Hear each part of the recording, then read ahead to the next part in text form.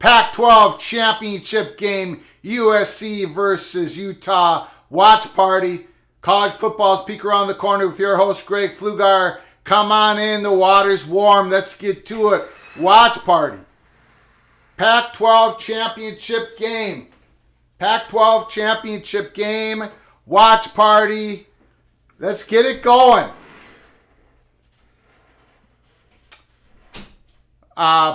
Yeah, you know how it works. Please put down your comments in the comments section. Make a comment when you want. Let us know what you're feeling about this game. Real-time reaction. I think it's going to be a very good game. Sorry about that. We had some people coming into the studios. Let's get it going. Cameron Rising, nicked up. Caleb Williams, he's on a roll of a lifetime. He is the leading candidate of the Heisman Trophy. Heisman Trophy leading candidate, Caleb Williams. He is playing spectacular football. Give me a moment. I'm going to put out an advertisement on Twitter for the show. Please come on in.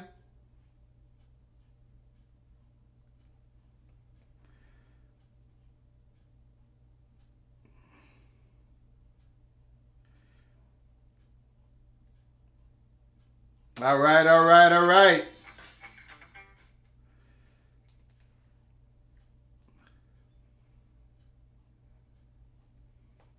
Just give me one moment. Pac-12, USC versus Utah.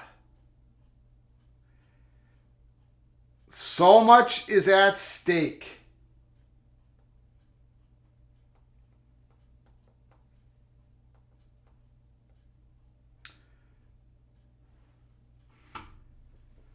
All right, thanks. All right, here we go. Caleb Williams, Lincoln Riley, first year under Lincoln Riley. Can they win the Pac-12 and go to the college football playoffs? Can they actually get this done? They played once before this season. Utah defeated USC 43-42.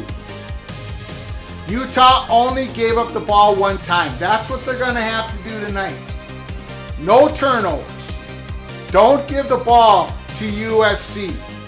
Don't do it, Utah. Cameron Rising's nicked up. Tavian Thomas is not playing. Their leading running back. Kincaid had 16 catches against USC in the first game. 16. They're going to have to throw it to him a lot tonight. And Utah's going to have to create some offense with their defense. Utah's secondary is pretty good. Phillips, 6 interceptions. Defense against the run, they've been a little leaky. So has USC. Cameron Rising in that first game ran with the ball a lot. I don't think he's going to run with it a lot tonight because he's nicked up. And what can you say about the Trojans? Caleb Williams time. It's his time to shine. He's about to win the Heisman Trophy. He's about to win the Pac-12 championship in his first season as USC. Lincoln Riley, first year as USC head coach. Can they get it done? Welcome to College Football's Peek Around the Corner with your host, Greg Pflugar. I see people are coming in the house. I appreciate you all. As you see, we have our high graphic tech scoreboard ready to go. And I always screw up the scoring.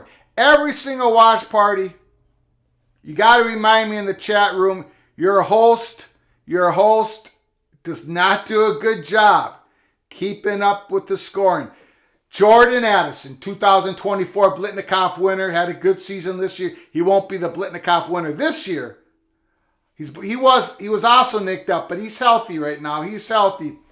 Joey, thank you so much for the donation. You're helping us keep the lights on here at Peek Around the Corner in the Gopher by the Grace of God studios. Joey, thank you so much. You're a long-time listener, watcher. I appreciate you, sir. Thank you so very much. And tonight, if Utah wins, if the Utah Utes pull out the upset, your host, Greg Flugar, at the end of the game, I have to sing the Utah fight song live. It's called Utah Man. I have to sing it live because of the generous donation. The generous donation of something old dude, a Utah fan that comes in here all the time. I'm sure he'll be in here tonight. Generous donation. So I got to sing the Utah song at the end of the show if Utah wins. So I'm giving you a warning. Put the earplugs in. Or hit mute. Okay? Don't sign off on the show if I have to sing the song. But just guard yourself. As you know, here at Peek Around the Corner, I will sing a song for you with the donation, the next live show. If your team wins their next game, or if you just want to put out a song, I'll have to work on it and sing it in the next live show. We have fun here at Peek Around the Corner. Thank you, Joey, for your generosity. Appreciate you. Rebecca Salisbury, from Washington Husky fan. Washington is in the house. Thank you for your generous donation to the show. I appreciate you, Rebecca. You asked the tough, great questions here. I have a question for Rebecca. Who are you rooting for? USC Trojans or the Utah Utes? This is if you throw out the pandemic year, this is the fourth year in a row the Utah Utes have gotten to the Pac-12 championship game. Unbelievable accomplishment from the Utah Utes. Kyle Winningham, incredible. Thank you, Rebecca, so much. Let me know who you're rooting for. Thank you for your donation. I appreciate it. Joey, hi, Greg. Utah should be in the Big Ten. They play like physical teams like the Big Ten. USC is soft. Joey's already throwing the shots. Joey is already throwing the shots at USC.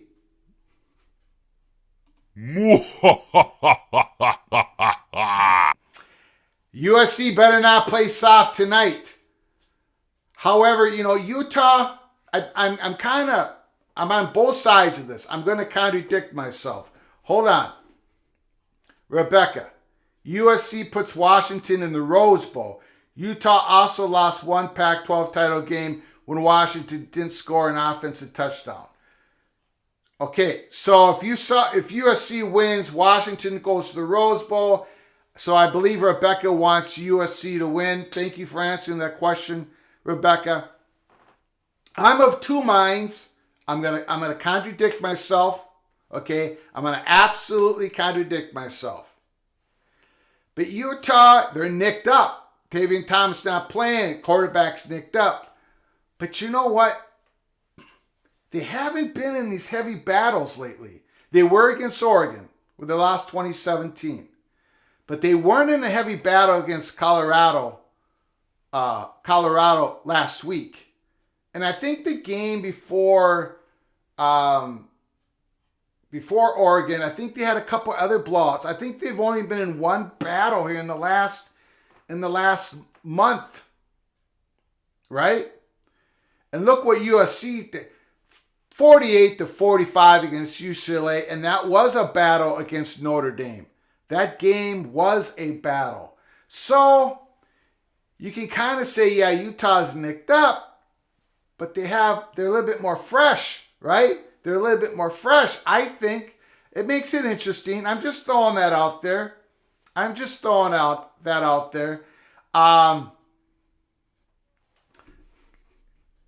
Gary, thanks for hosting at the Corner House. Yes, Gary. There's no place I'd rather be than right here on the corner of Keith Jackson Parkway and Kirk Gowdy Avenue. Watch party Pac-12 championship game. Thank you for showing up, Gary. I appreciate you, sir. Rebecca, you have to throw to beat USC. You have to throw to beat USC. You have to run to beat Utah. That Utah secondary is pretty good. Some buffering issues. Right now, it looks like we're okay. Phillips, Utah secondary. But yes, on offense, Utah's going to have to target that tight end a lot, Kincaid. But it can't be a real high-scoring game. It can't be up in the 30s, high 30s and 40s as USC's going to win this game. Utah cannot give the ball up. Can Lincoln Riley win a Big 12, Pac-12, and Big 10 championship? Holy smokes. Holy smokes. That would be an achievement, right? It wouldn't be 3 years in a row, however, because they didn't even win the Big 12 last year, but they did win the Big 12. Oklahoma under Lincoln Riley. They won a few of them. Yeah, he could probably do it, but again, I'm in the minority. I think it's going to take USC a few years in the Big 10. They got to beef up, right? They got to beef up. That's just my opinion. I know the great majority of the chat room in our live show completely disagreed with me. But you got to beef up in the Big 10 because you're playing, when you get in the schedule and you're playing against these Big 10 schools week in and week out, it gets tough. It gets tough. Rebecca, yes, she's going with USC because it helps her Huskies. Mo and Vision, nice to see you in the house, sir. Ohio State would vote to add Utah should they win. Oh, I should have been more on that.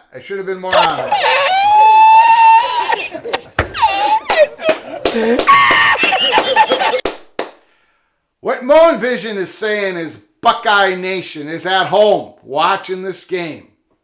And they're all rooting for the Utah Utes to pull out an upset.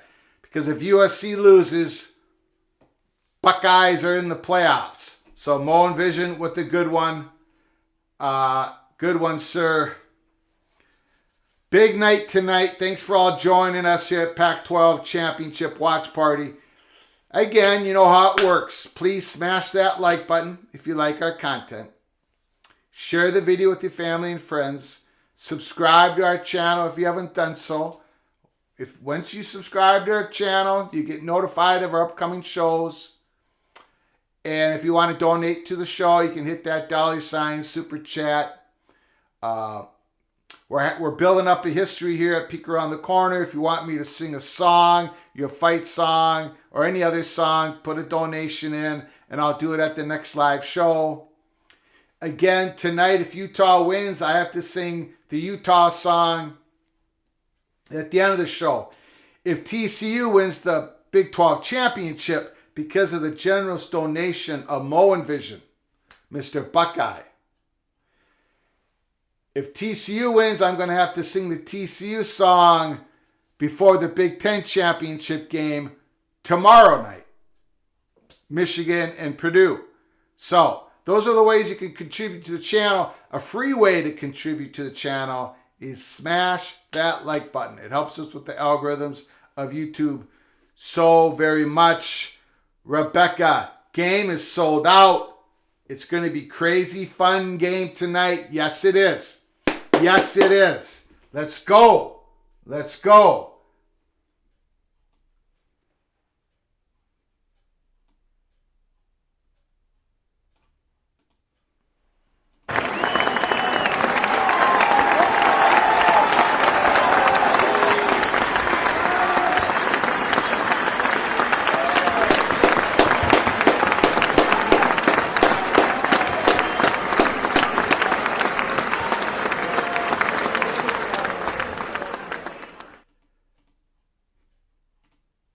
Tough Tony.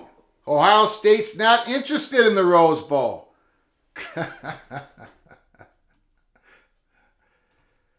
Gophers do not have that problem.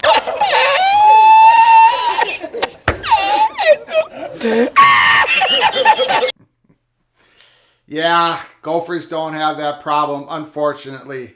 Last time Gophers were in the Rose Bowl was 1962. Yeah, the Buckeyes, they don't even want to go to the Rose Bowl.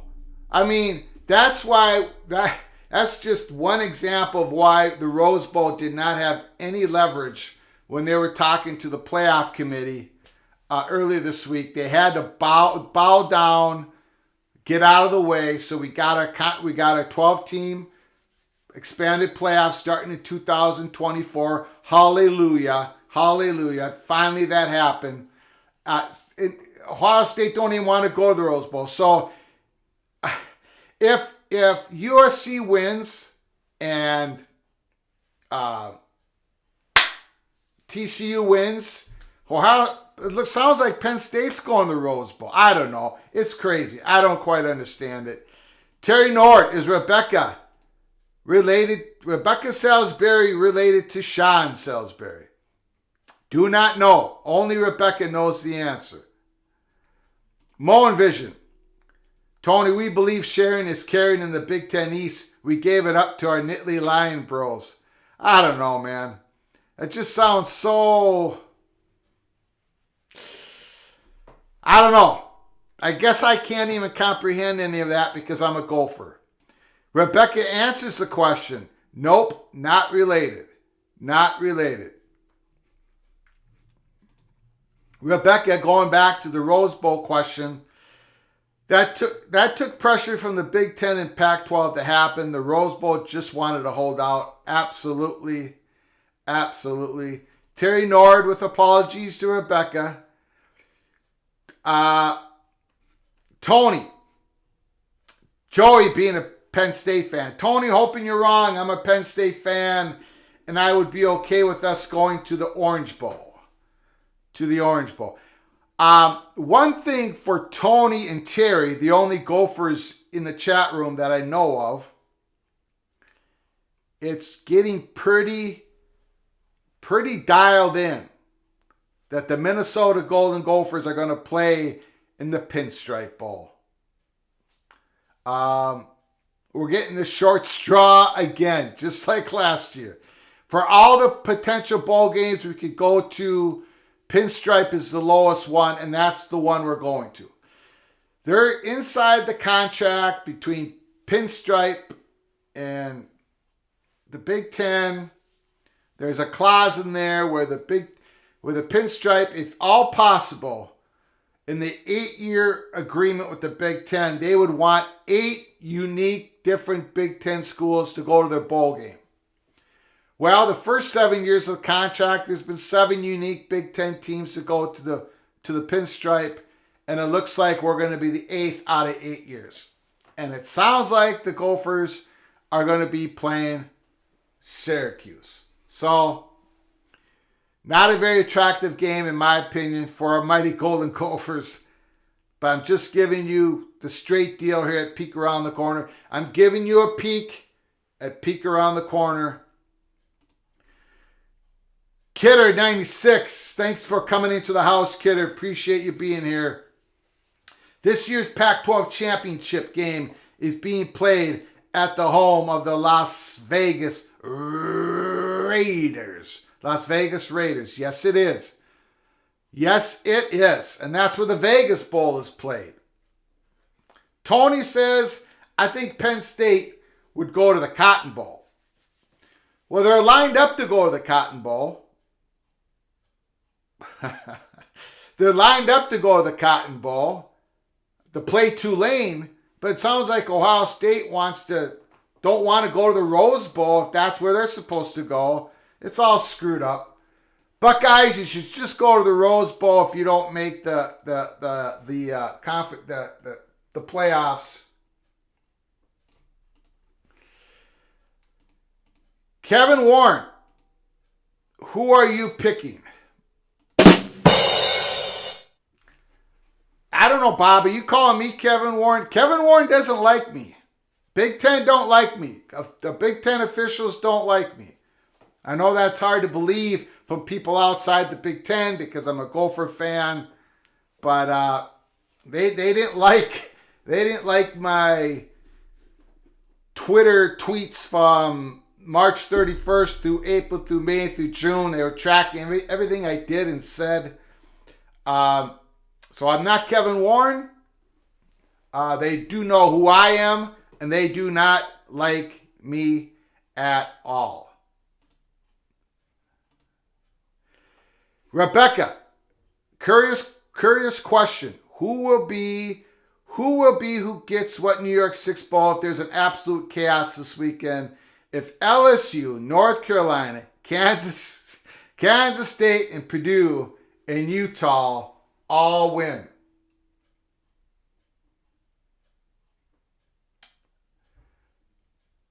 I have no idea, Rebecca.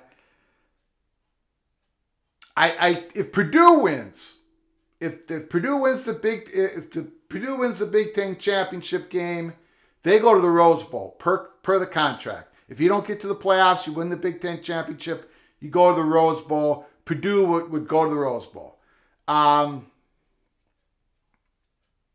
Kansas State would probably go to the Cotton Bowl.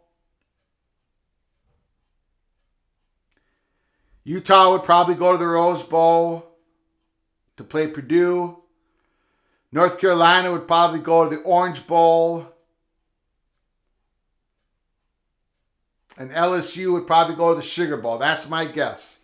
That is my guess. Tony, if Ohio State goes orange, the big is out of the Outback in favor of the ACC. If Ohio State goes to the playoff, all Big Ten teams move up one bowl slot. That is true. If Ohio State goes to the playoffs, then everybody moves up a spot, and maybe the Gophers would go from Pinstripe to Duke's Mayo Bowl in Charlotte, North Carolina. But right now, I think Iowa got that spot ahead of the Gophers.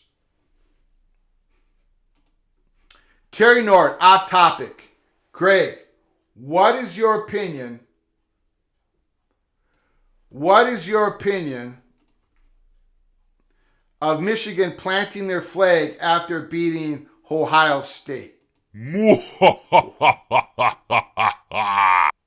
love it. I love it. That's college football, baby. That's college football.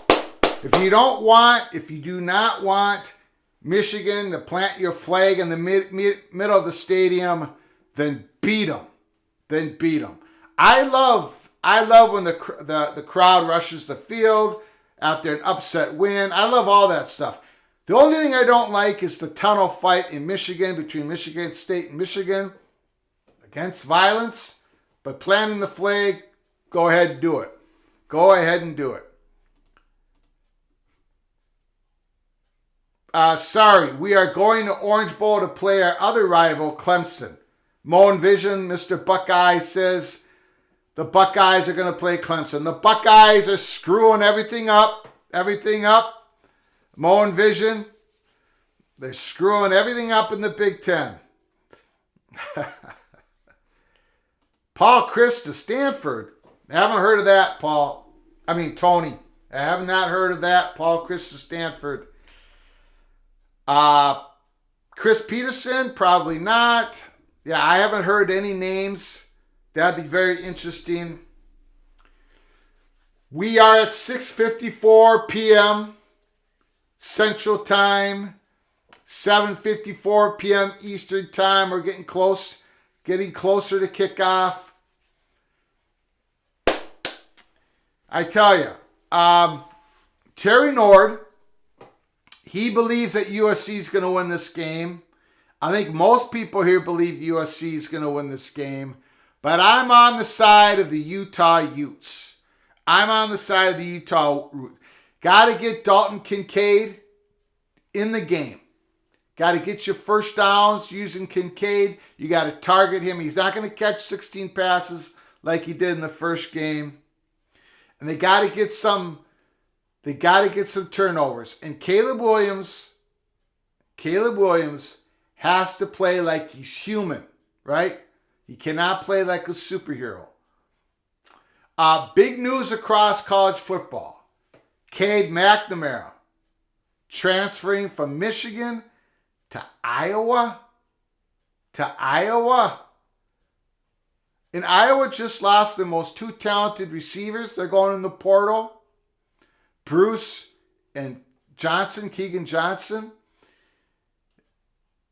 Cade McNamara is going to Iowa when Brian French is still going to be their offensive coordinator. It makes absolutely no sense. Tom Herman, he's the new head football coach of Florida Atlantic. That's a big move. Good spot for Tom Herman. He's going to get his career back on track. He's had a great career. He was great with the Houston Cougars. He did okay with Texas. The boosters got him out of there. The guy's sort of an odd duck. He doesn't really know how to communicate. Hopefully he gets better with that. He doesn't know how to communicate with the media. FAU is a good spot for him.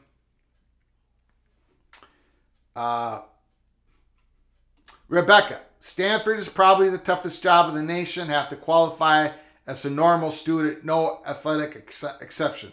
Stanford, Northwestern, yeah, these are the toughest places to recruit, to build a program. Coach Shaw did a great job. He finally stepped away from the job.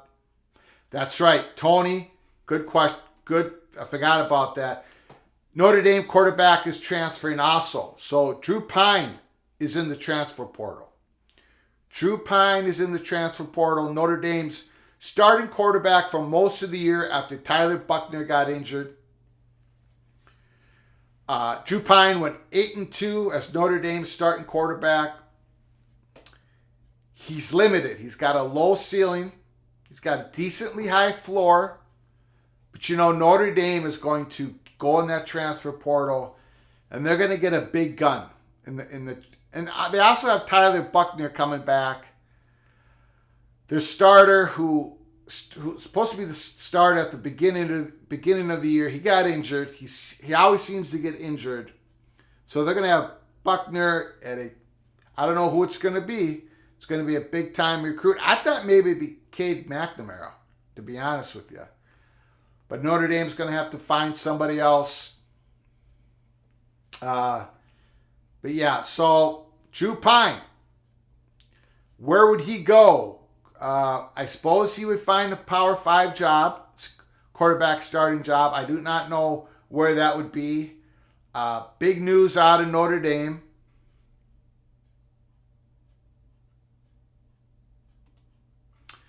Mo and Vision, I think Cade was going to go to a place he had the best chance of starting and potentially have an opportunity to play at Michigan. To play Michigan.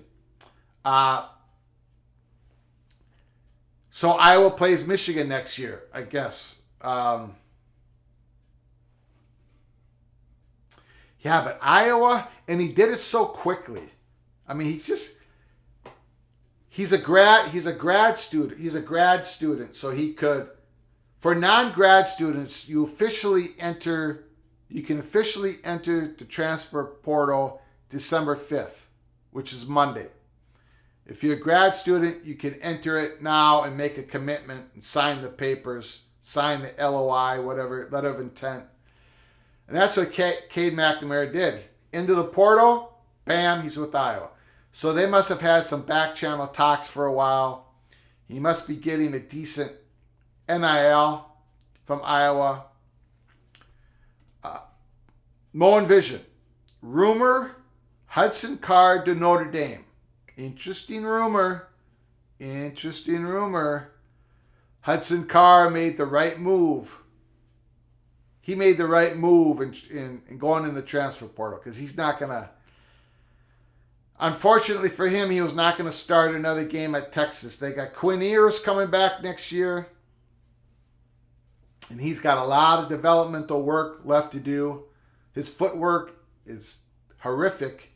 And of course, they have the number one high school football player in the country, Arch Manning, coming into the fold, Longhorn Nation. So Hudson Card had to make a move. He played pretty good this year when he got the chance to play. Pretty skillful quarterback. Hudson Card and Notre Dame, that makes a lot of sense. Ooh, Rebecca coming in with a hot one. Coming in with a hot one. Colorado is where Pine will go once Sanders is head coach. Very interesting. Very interesting. It sounds like Sanders is going to be at the college where he's going to be a head coach this Sunday. That's what he said. This Sunday, the day after Jackson State finishes their season against Southern Jaguars Saturday. Sanders, I think he's pretty much made the announcement. The next place I'm going to coach is where I'm going to be Sunday. And it sounds like it's Colorado. It sounds like it's been Colorado for quite some time. I don't think it's going to be Cincinnati. Some people believe it is. I just don't think it's going to be Cincinnati. Some people believe he's going back to Jackson State. I think he's making the move now to a Power 5 program. I'm just so, Colorado really, they don't seem to have, they don't seem to be moving on. You know what I'm saying? It seems like in Cincinnati, there's some steam up there that they've been bringing in some coaches, some interviews. So I think it's going to be Colorado. Is Drew Pine a Sanders type of quarterback? Don't know. Don't know about that. But we'll see. Very interesting times in Colorado if they get Sanders, a head coach. We are 18 minutes away from kickoff. 18 minutes away from kickoff. Pac-12 championship. Thank you for coming here. I appreciate it so much. Appreciate you all so very much. David M. Is this game also known as the Buckeye or not to Buckeye Bowl? Tony, rumor, Clemson's quarterback could be next. Just a rumor. TJ Ungole, he probably will be because the guy they got behind him is better. So I can see DJ moving on and where he would move on. I don't know. I mean, how much NIL interest would be for DJ Ungole? He just never has impressed me very much. I know he's got skill. I know he's good, but he's not great. And I don't think he's ever going to be great. So that's very interesting. Ooh. Hopefully Penn State can land Dante Thornton. The new Penn State quarterback needs a receiver to stretch the field. I guess it won't matter if we don't get bigger in the trenches. Very interesting. Very interesting. I saw Thornton hit the transfer portal. Rebecca, Colorado, stuck in neutral for 15 years. They need this kind of hire to re-energize that fan base. I completely agree with Rebecca. They need the exposure that Deion Sanders would give them. The uplift, the donations. Absolutely, Rebecca. Absolutely.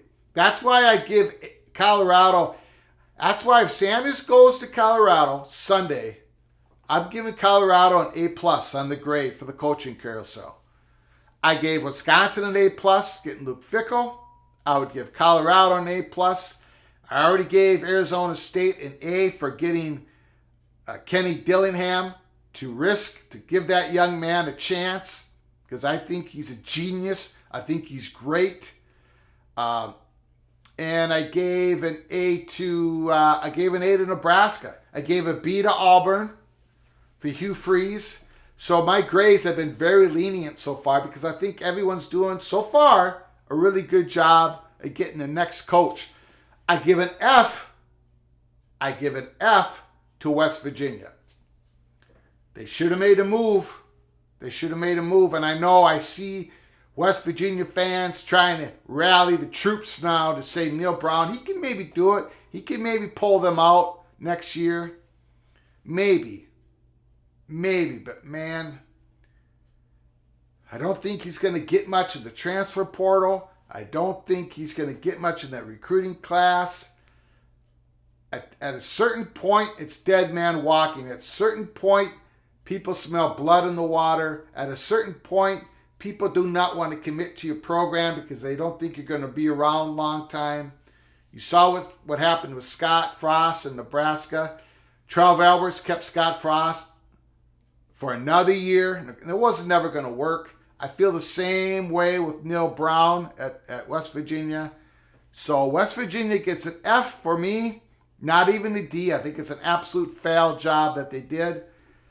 Hopefully, the new athletic director of West Virginia, Ren Baker, although it sounds like he's going to have to wait until at least a few games into 2023, hopefully he gets that place figured out and get some new blood in there. I believe West Virginia has to play Pittsburgh again. They're going to be an underdog to Pittsburgh. I think they played Penn State. They'll probably get rolled by Penn State early in the season. So tough days ahead for West Virginia. Gary, did you see any of the Matt Rule interviews? Plans to recruit in Texas with Big Ten influence and buckets of NIL money. I did not see his. I saw some interviews, but not. I didn't hear any of that. It makes sense, right? It makes sense. It makes sense. Nebraska's been hit hard so far. They lost Hausman, probably their best defensive player in the last 4 weeks of the season. A freshman. He went in the transfer portal. They lost the number one recruit wide receiver coming in this class. He decommitted. They lost DeColdis Crawford, one of their top receiver recruits from last year. He went into the portal. There's rumors about Garrett Nelson going in the portal. We'll see about that.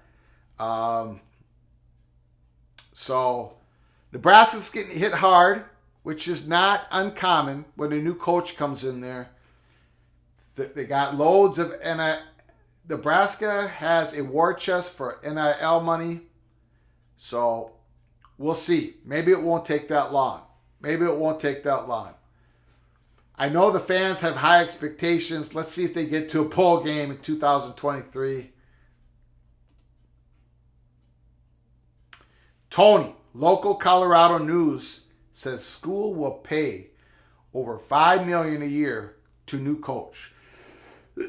Well, that's how much it's going to cost to get Deion Sanders to coach at Colorado. Plus a pretty decent assistant staff money. Colorado's going to have a lot of that, and they're going to have some NIL money. And I think Colorado's been working behind the scenes to get all of this done. The players are on the field. Kickoff's about 10 minutes away?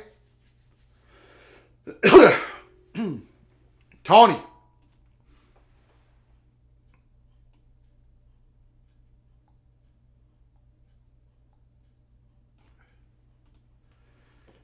We got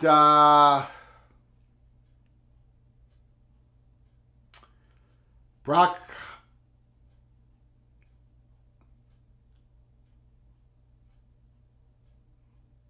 Okay. Tony, I wish you did my grades in school.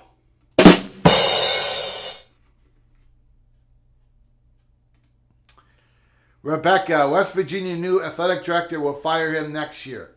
And yeah, I think so. I mean, unless Neil Brown somehow pulls a rabbit out of the hat, but the problem is the portal opens up December 5th, early signing purge December 21st, and how much momentum can Neil Brown actually get going? Boy, I don't know. I think there's big trouble. Daniel, Mr. Hoosier's in the house. Daniel's present. My brother from another mother. Nice to see you. Nice to see you again, Daniel. Rebecca, big question I have is what will California do at offensive coordinator? Wilcox can't miss again. I don't know. I haven't heard any names, but you're right. Wilcox can't miss again. Talking about a program that does it right on the defensive side of the ball. But man, they can't get anything going on offense. That's something else. That team, they recruit well, they develop well on defensive side of the ball. On offense is so ugly to watch. Absolutely great question. I do not know. I haven't heard any names. I'm going to check on that. I'm going to write that in my notes. Got the United States flag out in the middle of the stadium. Let's get psyched up for this game right now. Pac-12 championship. Pac-12 championship. What is at stake?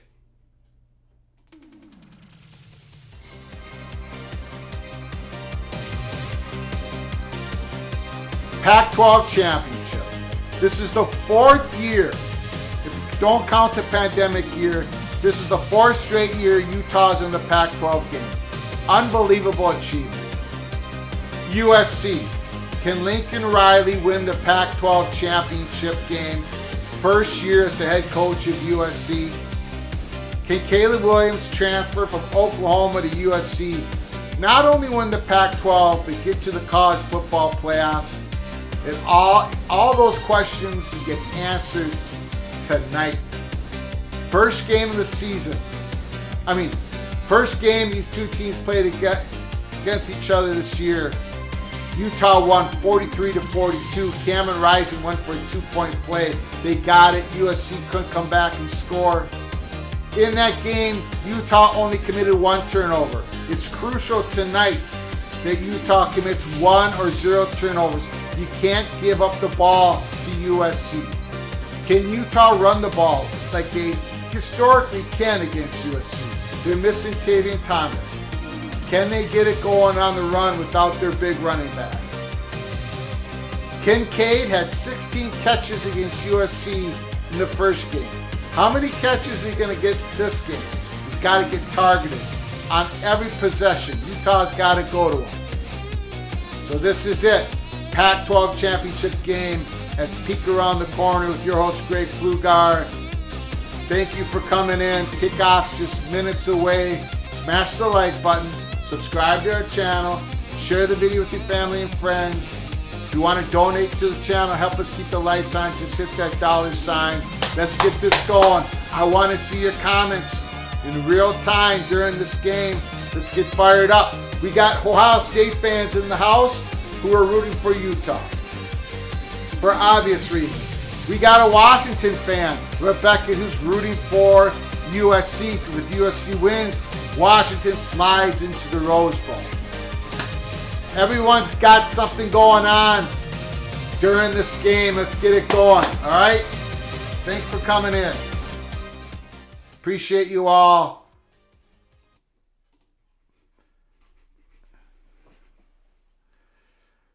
Minutes away.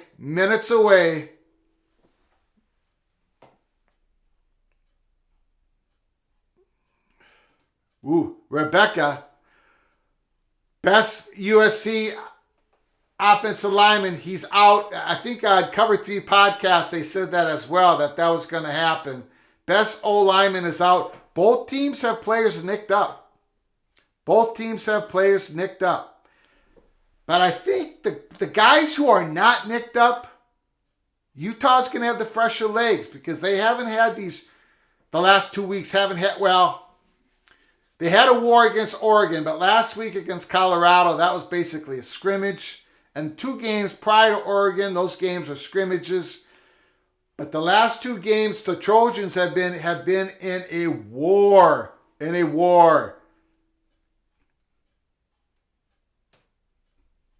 Monovision. Caleb Williams doesn't need an offensive line.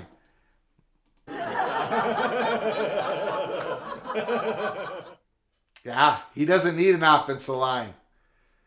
Man, how much has this game, this college football game, slowed down for Caleb Williams? I mean, it seems like everyone's moving in slow motion. and he's moving in fast motion. It's crazy. Badger Ron, let's rock and roll. Let's get this thing going. Let's go.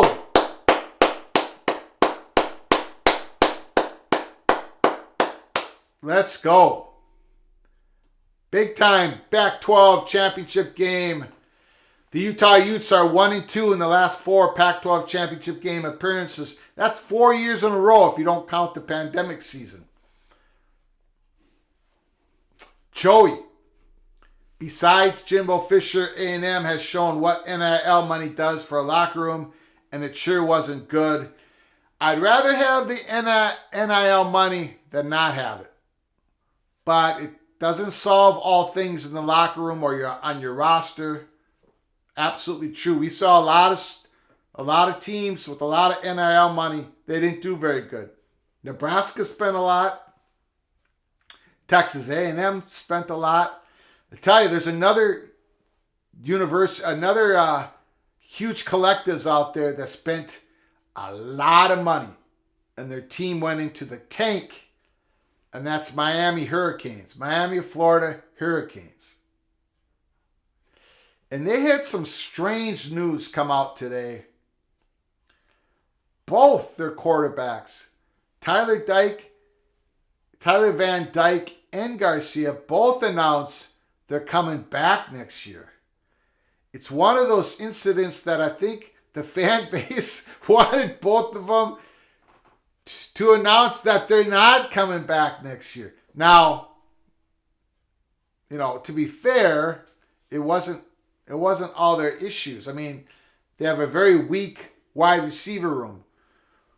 But neither of those quarterbacks impressed me much at all.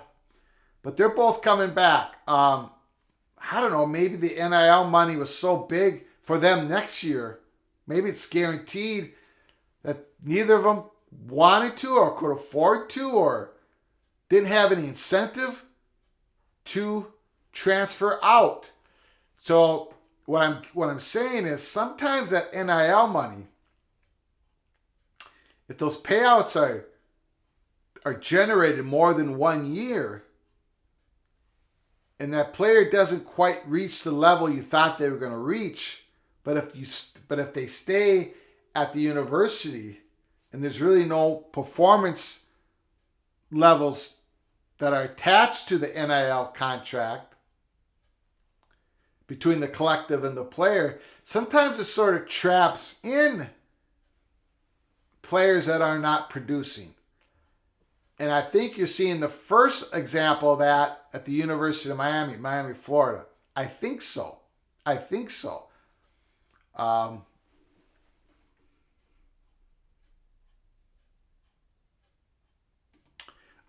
Tony, Greg, do you have any thoughts on the Michigan player being indicted?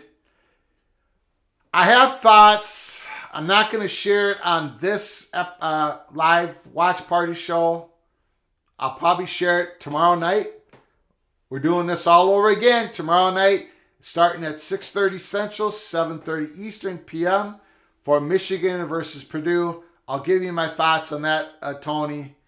I think it's more complicated it's more nuanced than people are giving credit to. I think there is some decent arguments on both sides on whether the young man should still be able to play. I probably got everybody upset in the chat room by saying that, but we'll tackle that tomorrow evening. Because tonight is Pac-12 night. Rebecca, no Pac-12 games since 2016. Washington versus Colorado. Has game been this big for other teams around the nation? That's another great point. Another great point.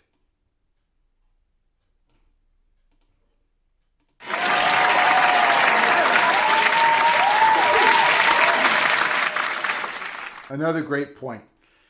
Tony, on gun charges, when Harbaugh went crazy about the tunnel, but let this guy play. We'll tackle this tomorrow night. It's a little bit, it isn't quite, I get what you're saying. And I might even agree with you at the end of the day. But that decision was almost left to the local police, they might have dropped the ball. We'll get into it tomorrow night. That's the best I can say. A&M players aren't leaving. They get paid like pros there. Some of them are leaving, but that's another great example by Rebecca. You know, that NIL money can actually trap players that are underachieving. It can trap them on that roster, keep them on that roster. Here we go. USC is starting with the ball. Badger Ron, how much does the quarterback incident in Florida set them back? Probably not, because I don't think he was the future at Florida. Tony, Utah is my favorite Pac-12 team. Hope they end up big. Here we go. Kickoff.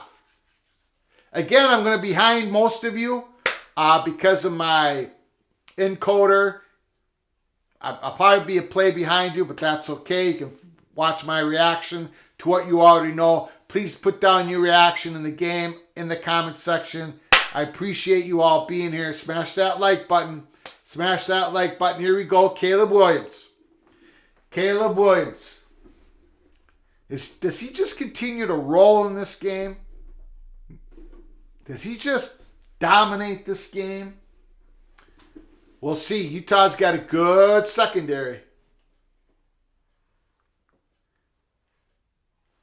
First and 10, 25-yard line.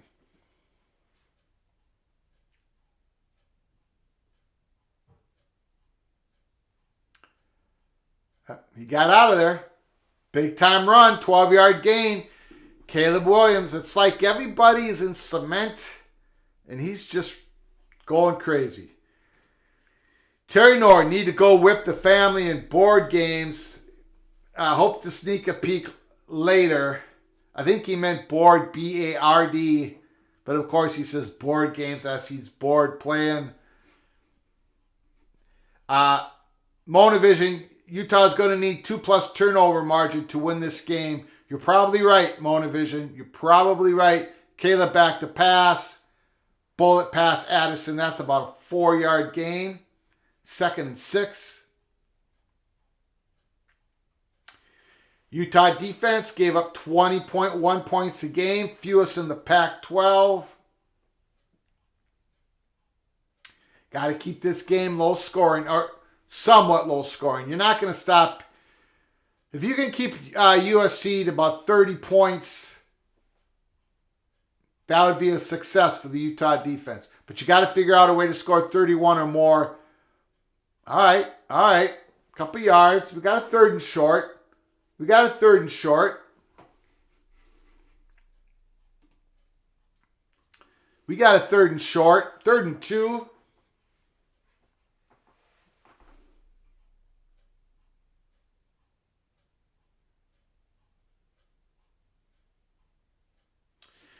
Tony is asking, is Williams the number 1 pick? It's between him and the North Carolina quarterback, in my mind. Drake May or Williams. I think they're both going to be in that 2024 draft. He can't come out this year, correct? This is only his 2nd year, correct? I think he was a true freshman last year. Let me know if I'm wrong on that.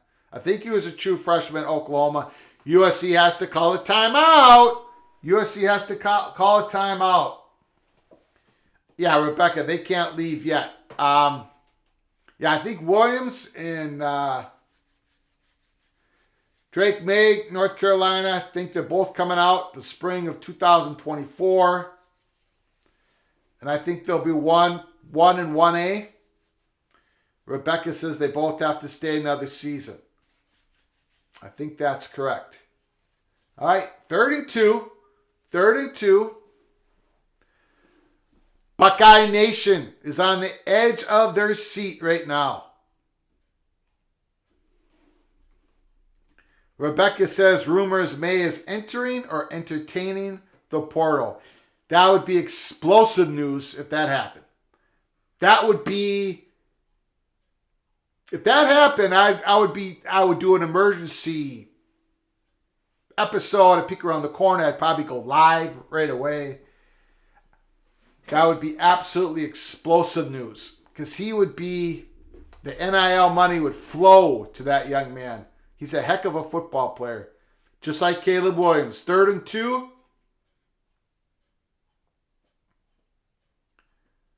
He didn't get it. He did not get it. He's short. He's short.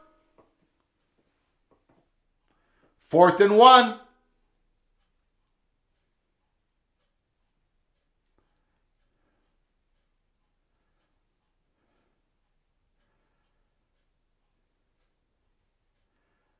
Fourth and 1. They're going for it. Are they going for it? They're going for it. And they're going to keep the ball in Caleb Williams' hands.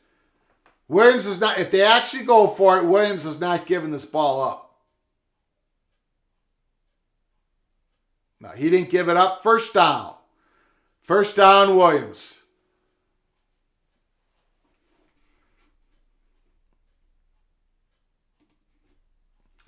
Gary, the key to this game is not Caleb Williams. He's going to play great. The key to this game is going to be Cam Rising. Good, very good point, Gary.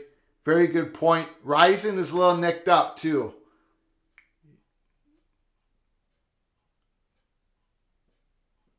Holy smokes.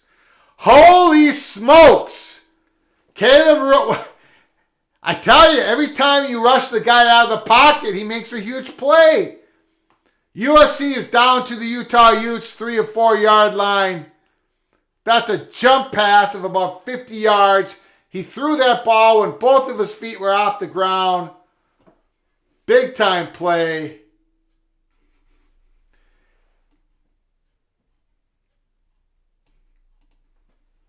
Touchdown!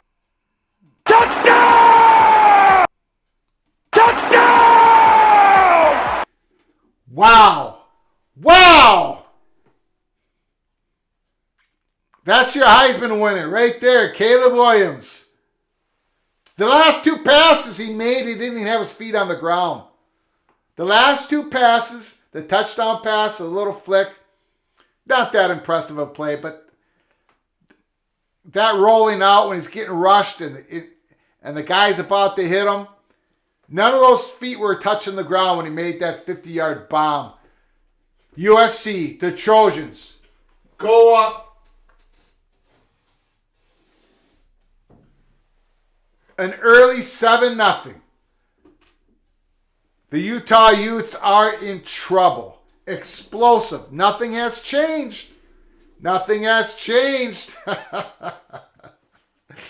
There's Motivision. Go Kansas State. Motivision's already given up on this upset. Now he wants Kansas State to blow the doors off at TCU. To blow the doors off at TCU and see if he can get the Buckeyes still in there. Tony, that's a rumor I like on May. Go Gophers. Well, Gophers aren't getting May. Tell you that. Gophers have their own wild stallion, the Greek rifle, Athen Clackamanus. Motivision burned on that one. Yeah, that big long pass. Badgeron, what was the heck? What the heck was the Michigan quarterback thinking about transferring to Iowa? Didn't he know that Iowa OC is a bozo? I'm not... How do I say this? I don't understand it. What I really don't understand is the quick decision he made. That's what I don't understand. I mean, he didn't even let a bidding war get generated. Cade McNamara announced he was transferring, and then suddenly he's committed to Iowa. It's kind of odd, but they must have promised him something, some good NIL money, but something else they must have promised him. Is it a change at offensive coordinator? Probably not. Probably not. Rebecca, they can't let USC receivers get behind them. Absolutely. Tony, USC's a machine, like the old CCCP hockey team.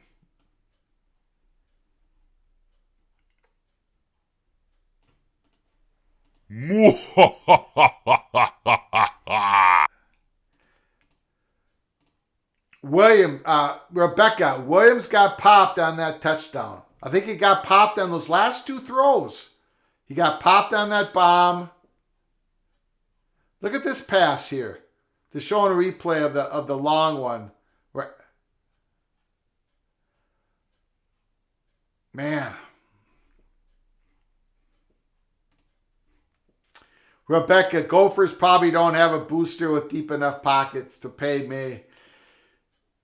No, we don't. And May's not coming here because we don't throw the ball. So that's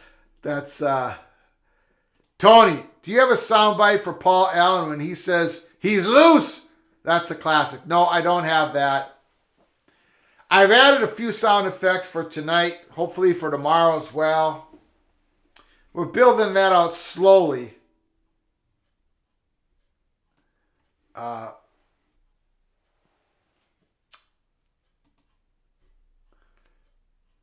Okay. Utah's got to answer. Utes got to answer. Got to get it done. Get some first downs, run the clock. First down gain is 2 yards. It's 2nd and 8. 2nd and 8. Utah's got to be feeling a little bit of the pressure.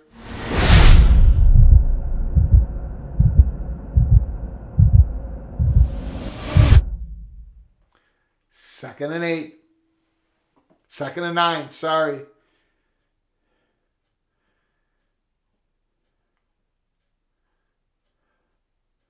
Ooh, big run. Big first down.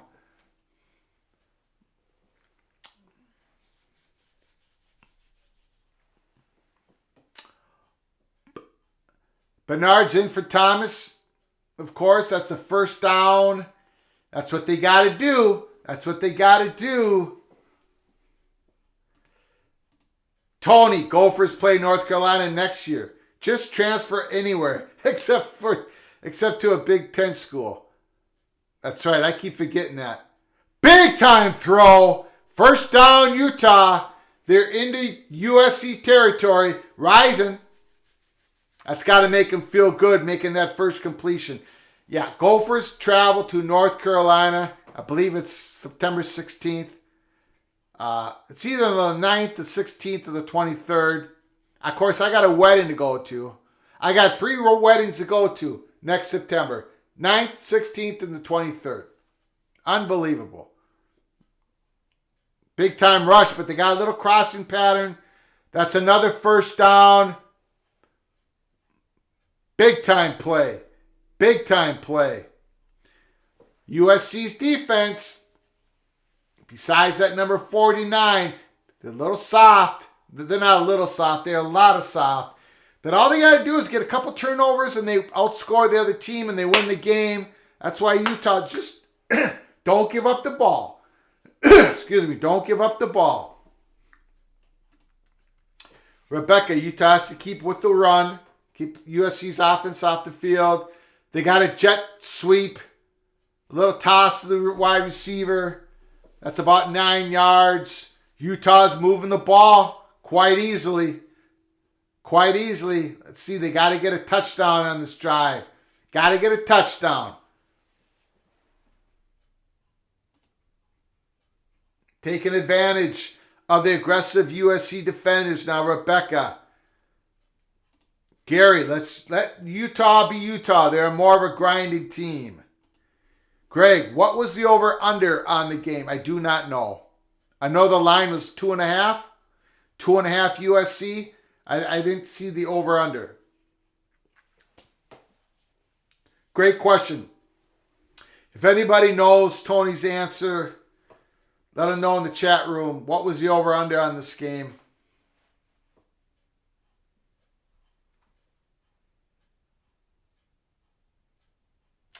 Utah had 562 yards of total offense in the first game against USC.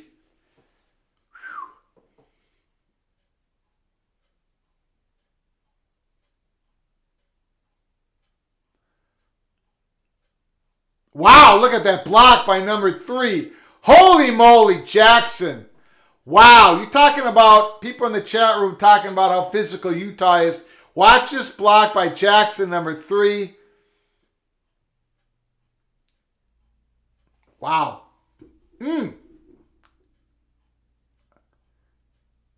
Well, that worked for a first down. Utah's pre-snap movement. They're throwing a lot of different movements at USC's defense.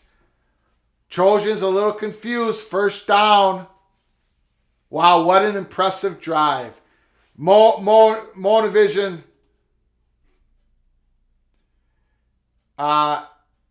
OU over under 67.5. Sorry, we seem to be having a little bit of a connection problem. First and goal.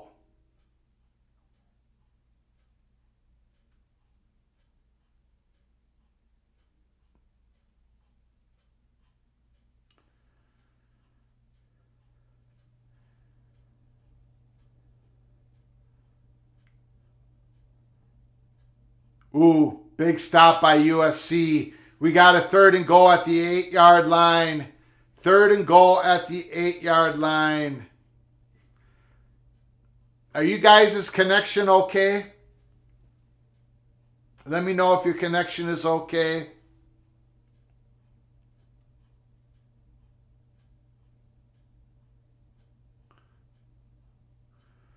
Third and goal.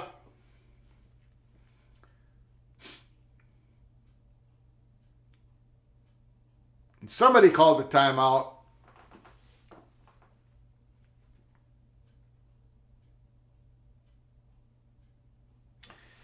Rebecca says it's been good. I was behind you, now a bit ahead. Monovision, a little rubber banding, but okay. All right, we'll see how it goes.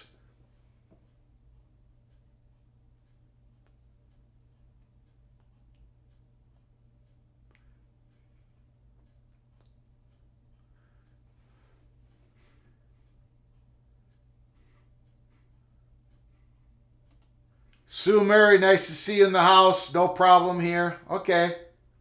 We might be getting a little bit of issues, but it seems to solve itself quite suddenly. Was that a timeout Utah or was that a timeout USC? That must have been USC timeout, huh? Because Lincoln Riley ran onto the field.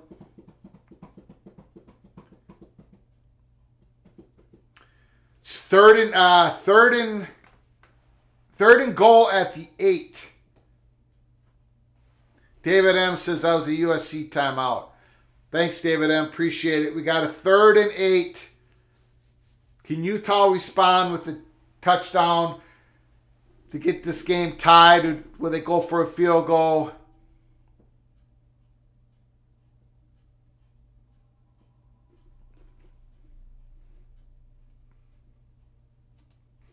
Tony asked Rebecca a good question.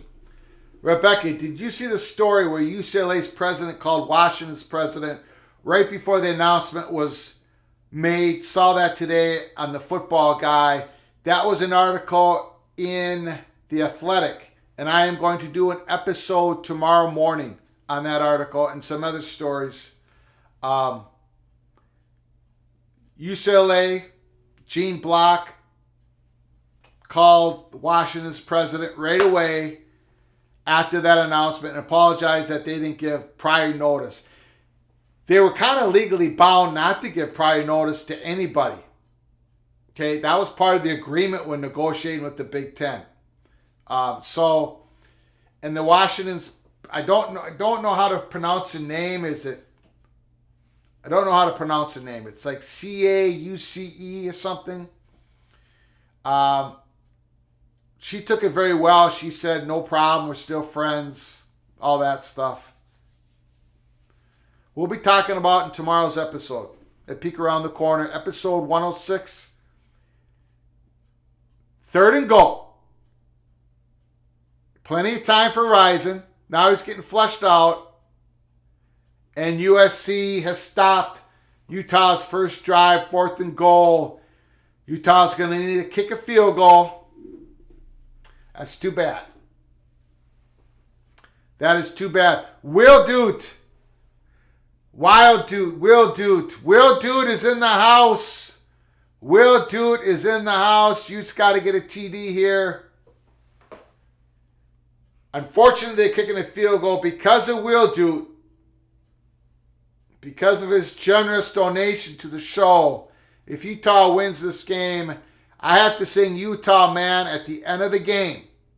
The Utah fight song, Utah Man at the end of the game, because of Will Dude's very generous donation to our channel. And now we get to put the 3 up. All right. Utah responded. Utah responded.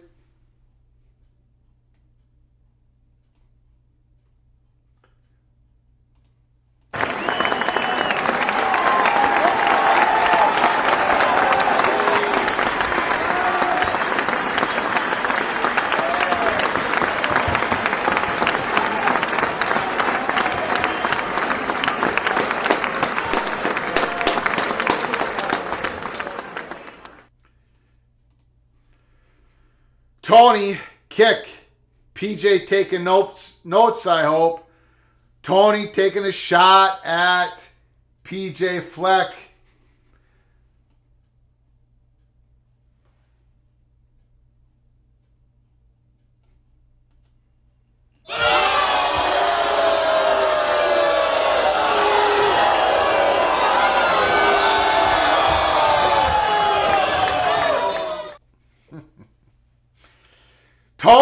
He's got this thing in him about PJ Fleck and field goals. Next year, Tony, next year we're gonna win the Big Ten West. I don't know how we're gonna win it with that schedule, but we're gonna win the Big Ten West.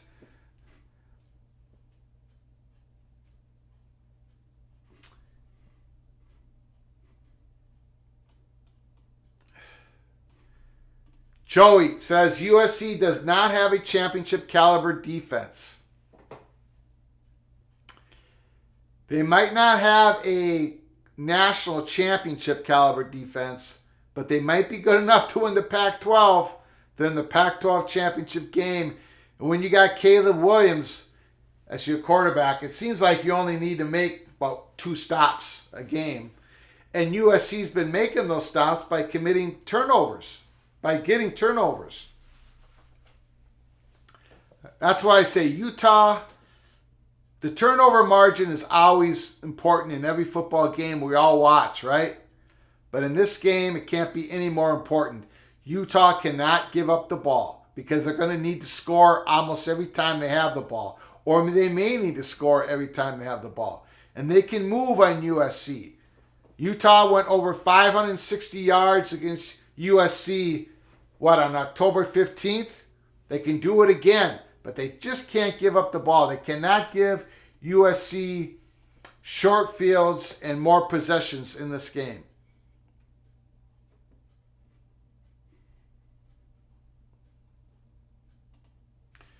Gary, Minnesota Gophers need to throw some NIL money at a kicker.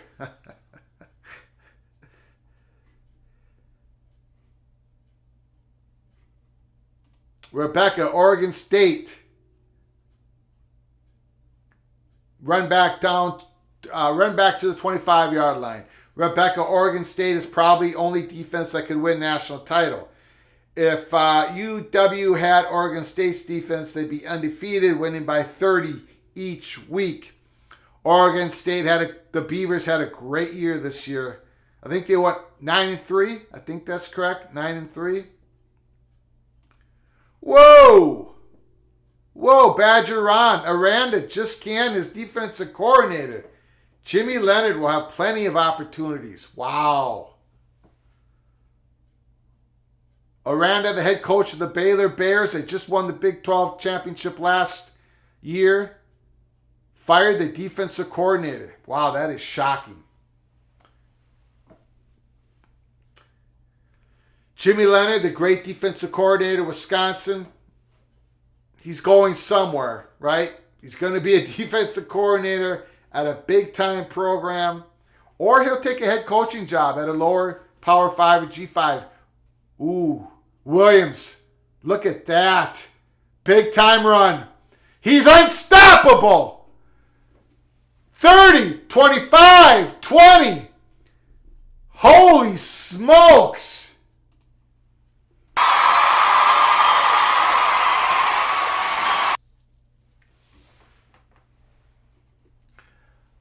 Look at that play.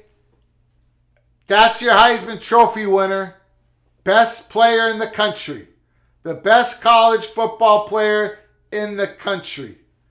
It's like he's playing in a video game. Caleb Williams. He is unstoppable right now. Unstoppable. A one-man wrecking crew. A machine. 3 rushes, 73 yards. Utah don't even know what hit them.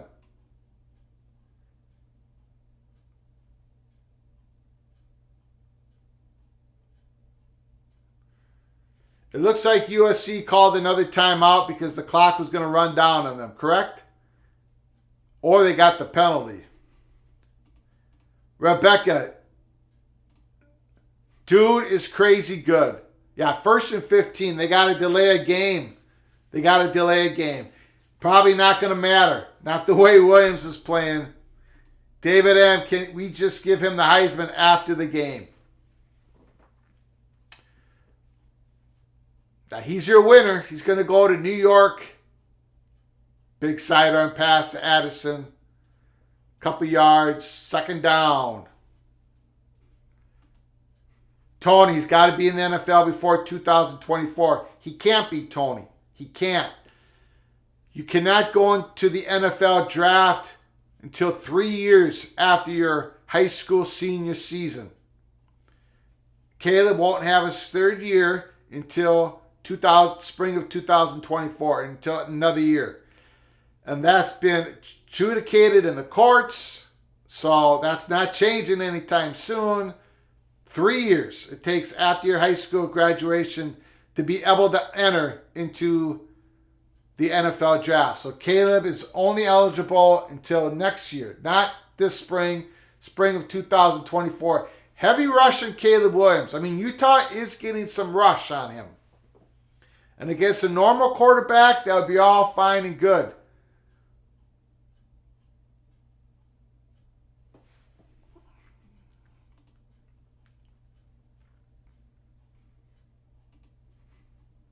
Rebecca Salisbury. Any reason to invite any other player to New York City?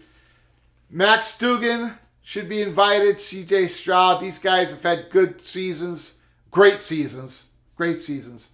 And they should be celebrated. Wow, 3rd and 12. They're getting some pass rush on Williams. The tackles of USC, they're having a little bit of issues against Utah. It's 4th and 2. It's 4th and 2. Is USC going for it?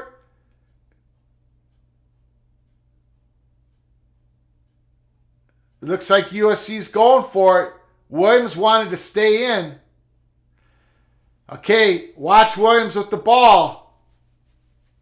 Williams might keep this. Williams might keep this. Big defense. Play of the game. Thus far. Oh, touchdown.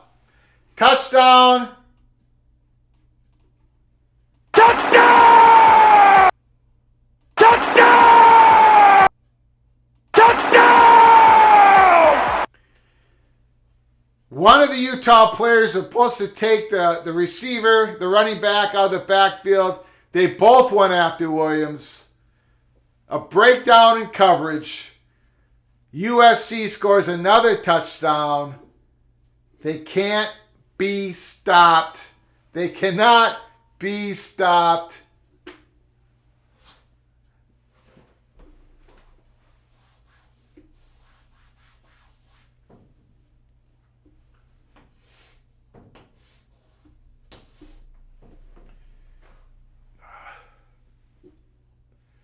The one of the few teams that peek around the corner did not get a donation at the Super Chat $, did not get a donation to sing their fight song was USC. So, Unfortunately, I will, or maybe fortunately for all of you, I will not be singing USC's fight song tonight if they should win. That was one. We didn't get that donation. We got the Utah Utes. We got the TCU Horned Frogs. We did not get USC fight song. 14-3, Caleb Williams over the Utah Utes. Caleb Williams, holy smokes.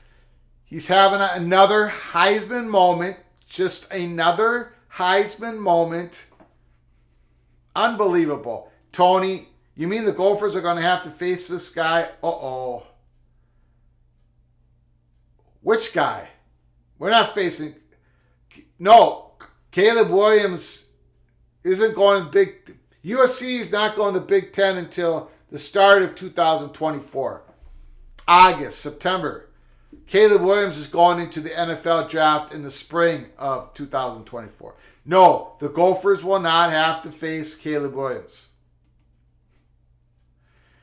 Rebecca, Williams floats backwards like Mahomes to create space and time. That's great. That's a great comment. He's a lot like Mahomes. All those different angles that he throws the football. He's hard to bring down. He's physical and fast. The game is so slow for him. What a performance by Caleb Williams. Holy smokes.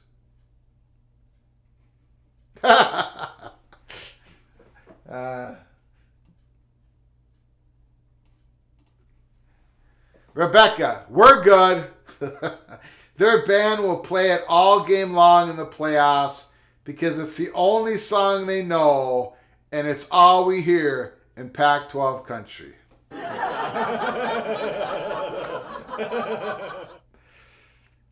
Good one, Rebecca.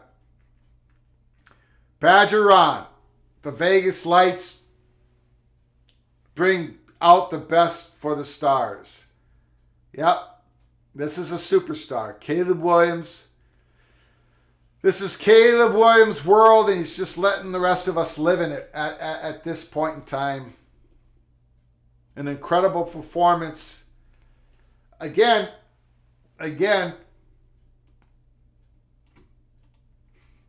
this Utah Utes offense,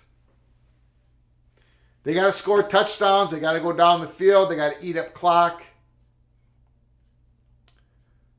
I mean, they literally have to score here. I know if that sounds crazy. There's still 2 minutes to go in the first quarter, but field goals just ain't going to get it done against this offense.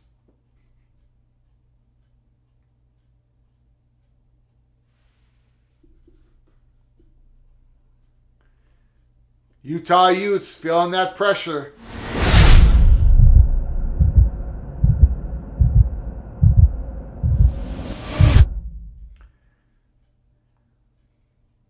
First and 10.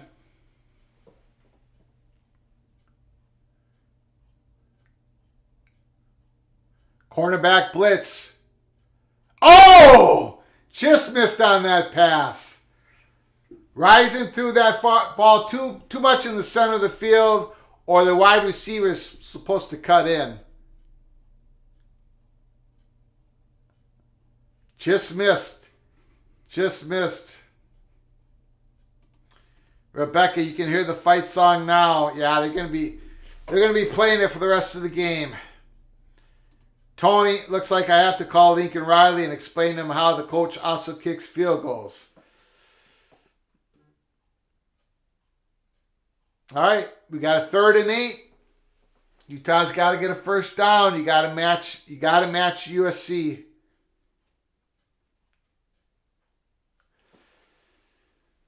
They're showing the knee injury to Cameron Rising. He's got a brace below his knee there. And that was always part of the Utah's offense with Cameron Rising getting out in the open field. He'd had, I think the first time they played USC, he had like 10 and 11 design running plays. You can't do it in this game. Those design running plays can't be part of the Utah's offense. Oh, ugly. That was an ugly bubble screen. That ball was up there forever. Ugly. Ugly bubble screen.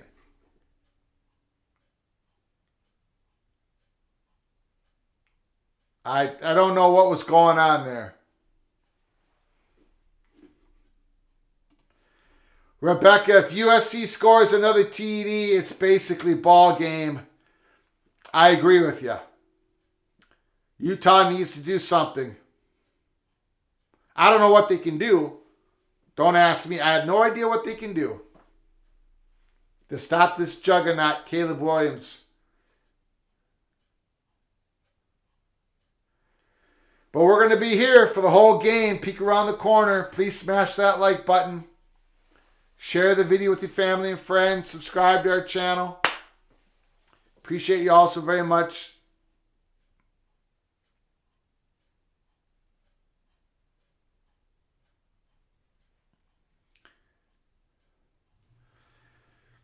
Caleb Williams, 6 of 7, 72 yards, 2 touchdowns.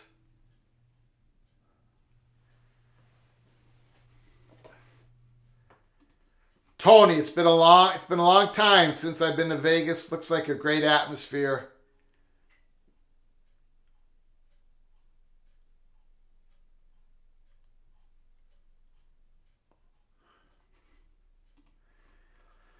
Badger Ron makes a good point. If USC blows the doors off, could they move up to number 3 ahead of TCU?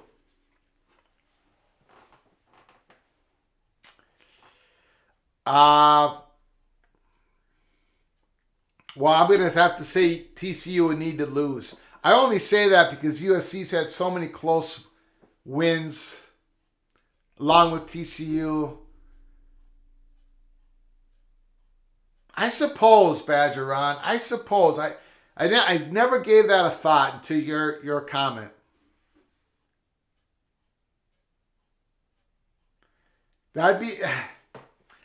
That's going to be a very interesting talking point. Especially if this game continues to go the way we all think it is going to go. Boy, that TCU game, 11 o'clock or 12 o'clock noon Eastern, 11 o'clock Central. Tomorrow, baby. Kansas State, TCU.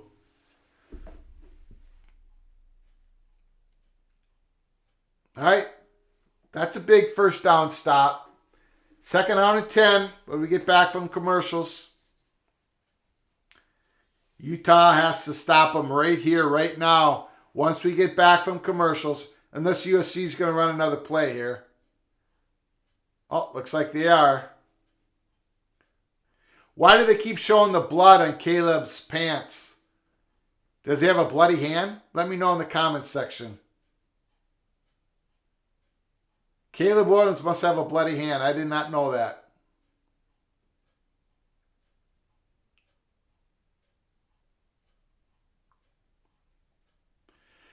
Another big-time completion with his bloody hand.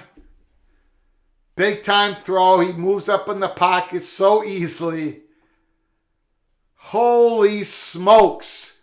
That's the tagline for the YouTube channel. Peek around the corner. Holy smokes. Another great play by Caleb Williams. Oh, my goodness.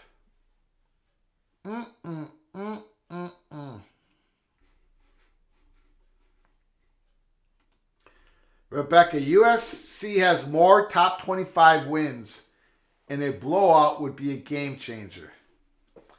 Could be right. Could be right. You and Badger could be right. Maybe they do move up to number 3. Maybe they do.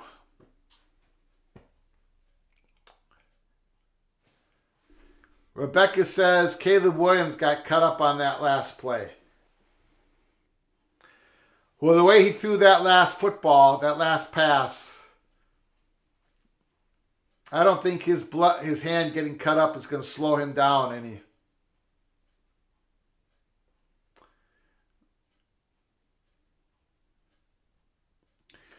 What a performance. We said that either Caleb Williams was going to keep on rolling or he was going to be human tonight.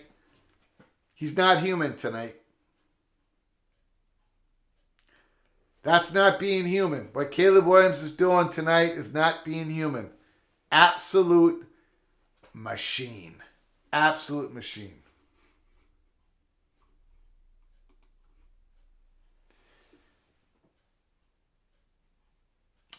If the Utah Utes were bowling pins, this is Caleb Williams.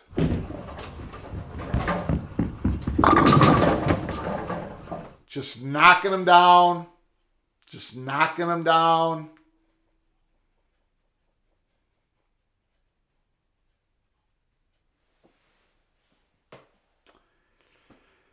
So, I wrote all these notes for this game. I got all these statistics in my notebook. I got everything going on here. And it's been the Caleb Williams show. Doesn't really matter what else goes on. Absolute stud. Tomorrow, 12 o'clock noon Eastern time. Kansas State, TCU on ABC. That's games for the Big 12 championship game. TCU, if they win that, they're going to the playoffs. Probably as the third seed. Maybe as a fourth seed, the way USC is playing. TCU win, they're in. If TCU loses, it depends by how much. How did they look? Because if they get their doors blown off, maybe the Buckeyes slide in. If TCU loses by a little bit, who goes in? The Buckeyes or the Horned Frogs? And remember, it was sort of a different scenario, but back in 2014, it was between TCU and Ohio State.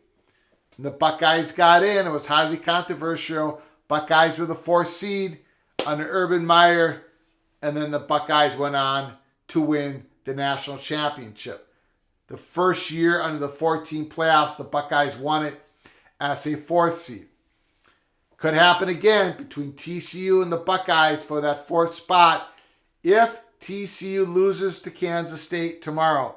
Toledo versus Ohio and the MAC championship. That's also 12 noon Eastern, ESPN. Coastal Carolina, Troy.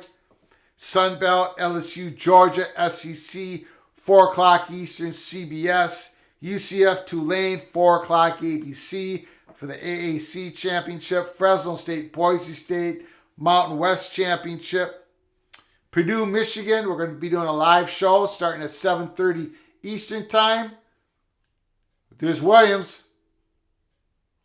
Ooh. He actually missed Addison down the field. Williams is so dynamic in the pocket. Oh. And then Clemson, North Carolina. Tomorrow night, 8 o'clock Eastern time. Williams missed somebody. Scrambling around, no one can get to him, and he actually missed somebody.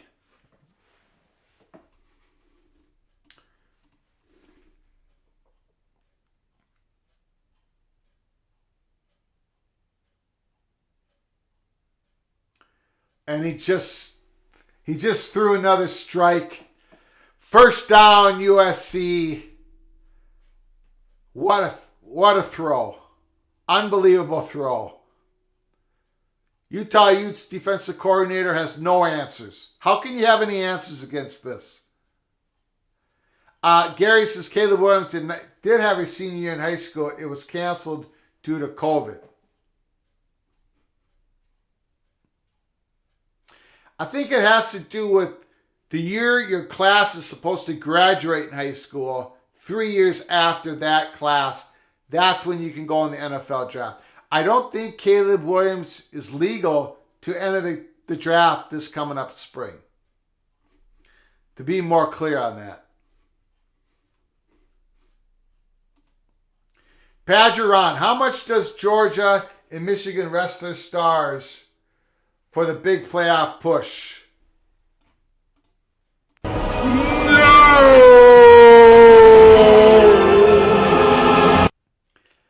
No, none. They can't do that. They got to play to win. I mean, if they're blowouts, sure, rest your starters. Look at USC at the 2-yard line. This thing's a blowout. Absolute blowout. Holy smokes.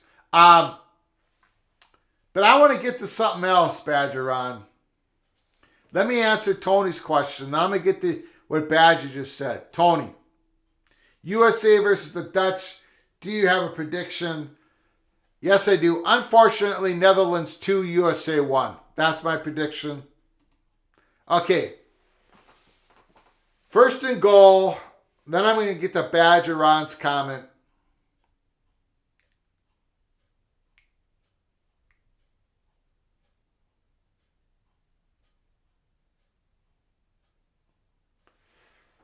Second and goal, Utah stopped the first run.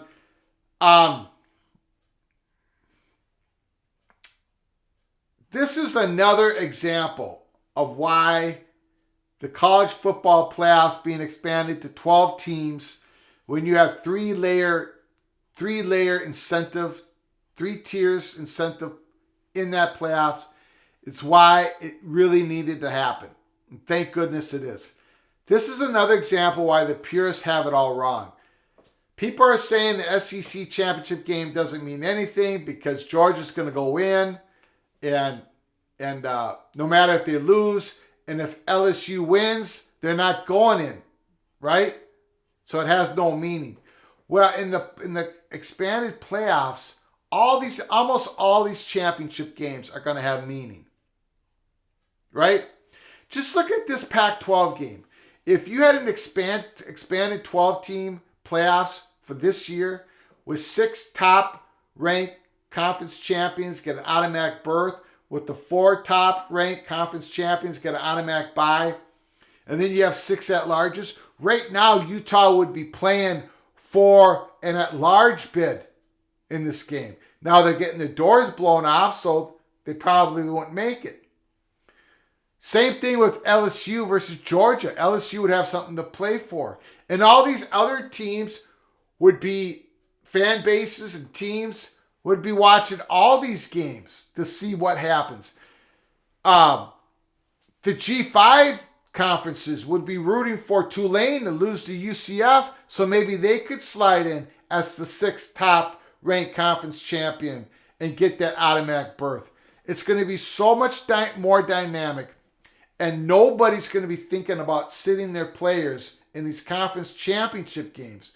Or field goes good, USC's up by 17-13. Or any of these other scenarios where players are sitting or these games don't mean anything.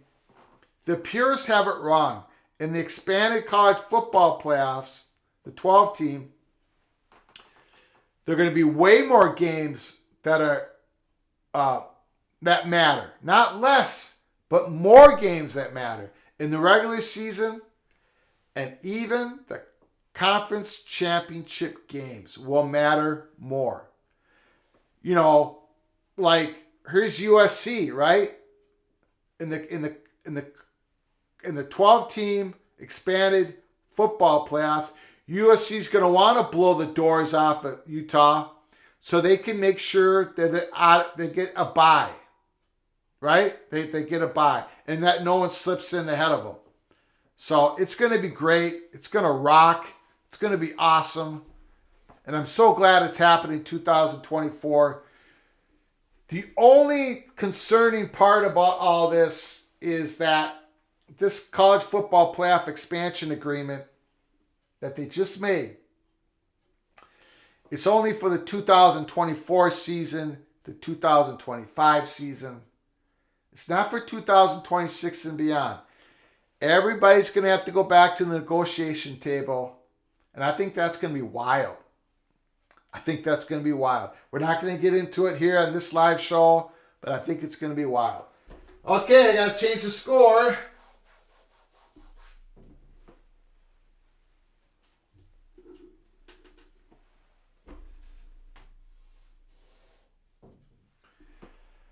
Seventeen 3.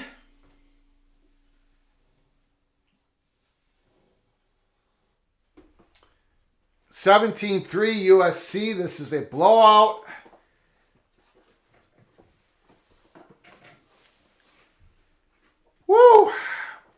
Now Utah has to score a touchdown. Right? They got to go down the length of the field, score a touchdown. And Utah starts with the ball at the start of the second half. Right?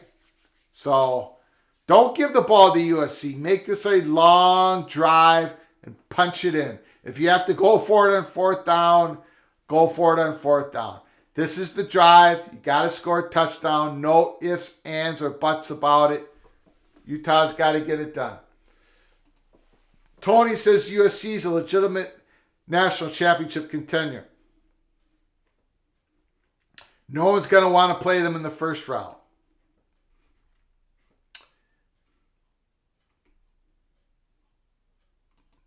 Rebecca says the Pac-12 commission said they got the two best Pac-12 teams.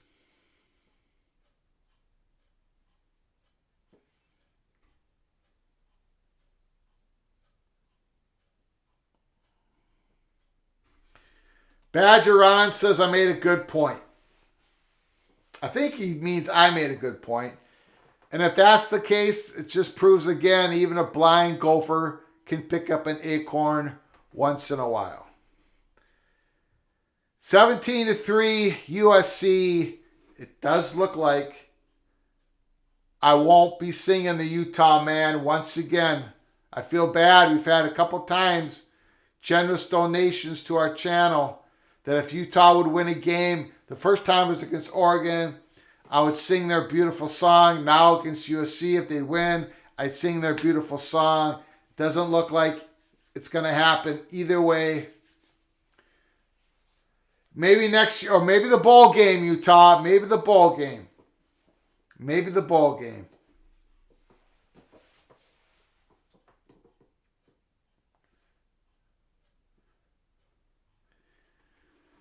First and 15, 12 minutes to go, second quarter. Utah needs a long drive for a touchdown.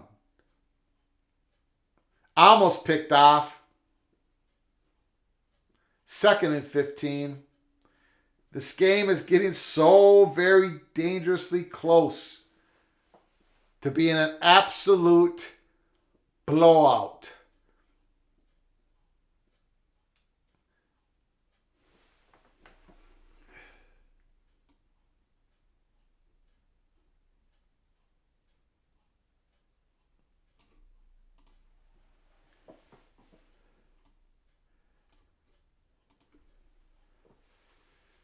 Second and 15. Oh, he caught it and he fumbled. No.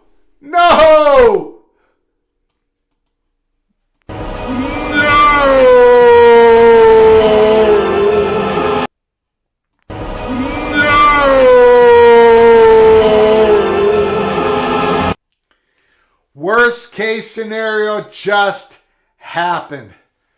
Utah first down, big play, and what happens? USC gets the ball again.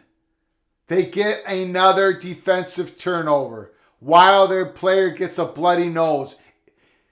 It's tough enough to beat USC. You can't stop them. And they're getting these turnovers. Plus 23 turnover best margin, best in FBS. Are you kidding me? It happened again. The USC Trojans are the Iowa Hawkeyes, but with an offense and with an explosive offense. This game is now teetering on the precipice of being a huge, absolute blowout. The Little General scoreboard is going to go melt down tonight. The Little General is not moderating tonight. She's watching the show on Netflix. One of her favorite shows. I won't get into what it is, but she's enjoying herself. So in the chat room, you're all going to have to behave yourself because the Little General is not there to use the iron fist on you guys. All right, Utah, come on now. Come on. It's third down. It's about a 3rd and 6. 3rd and 8. Excuse me. This is your shot. This is your shot. Get off the field. Stop them. 3rd and 8. A corner blitz got that tackle on that running play. Utah's going to send the house, and USC's going to throw a little screen pass here.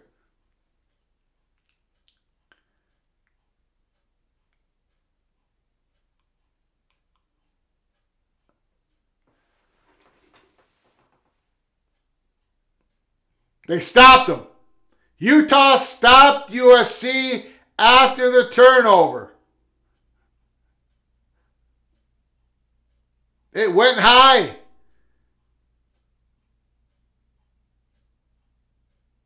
Fourth and 8. Oh, USC's going for it. Come on. Bad move, Lincoln Riley. Bad move. Bad move. This is giving Utah a chance.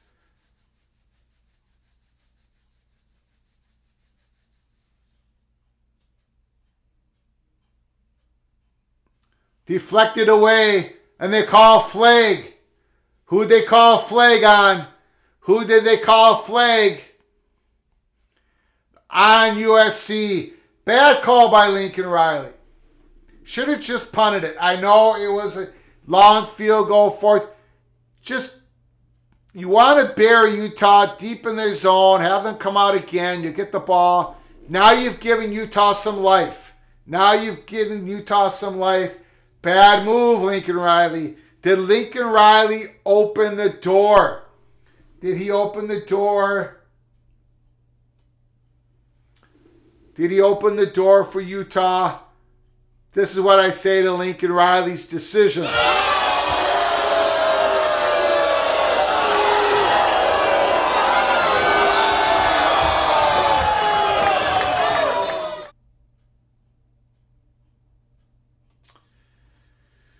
Rebecca, USC led last time 21-7, then fell behind 28-21. So Rebecca's telling everybody, hang on. This thing's not over. Let's go here. Tony, still got a game, kind of, somewhat. Utah's got to go down the field and get a touchdown. This is their 4th, 5th possession. You got to score. Don't give the ball up. You just gave the ball up. You were at midfield. You got stripped. Rebecca says USC got too aggressive there. Absolutely.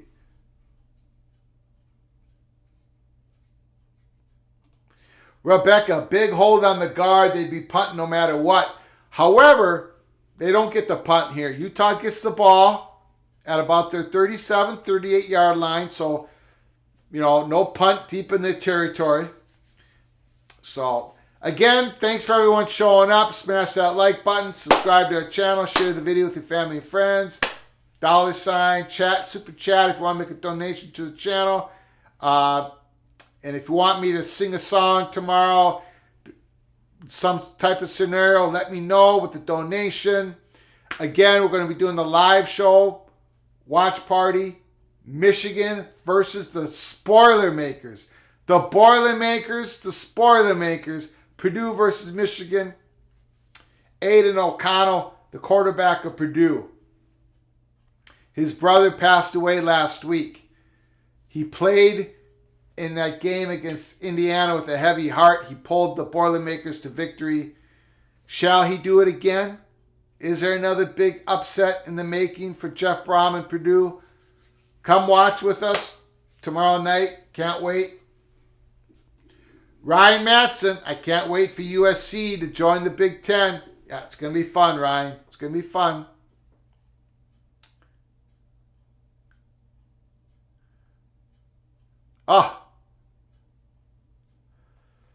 Utah's trying the screen game, and Cameron Rising, he likes to get a lot of air under the ball when he throws those screen passes. I know you got to get it over the defensive line's hands, but man, I don't know. Those plays aren't working all that good. But that was a first down. 1st and 10 Utah. Here we go. Got to score. Got to score. Got to score.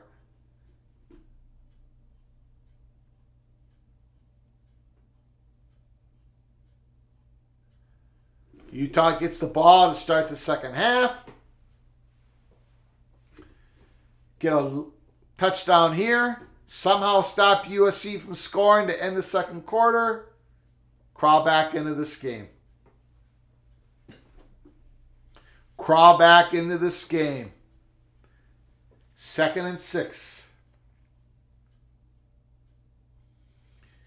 Nice to see you in the house, Ryan. Appreciate you coming on in. Big run. First down.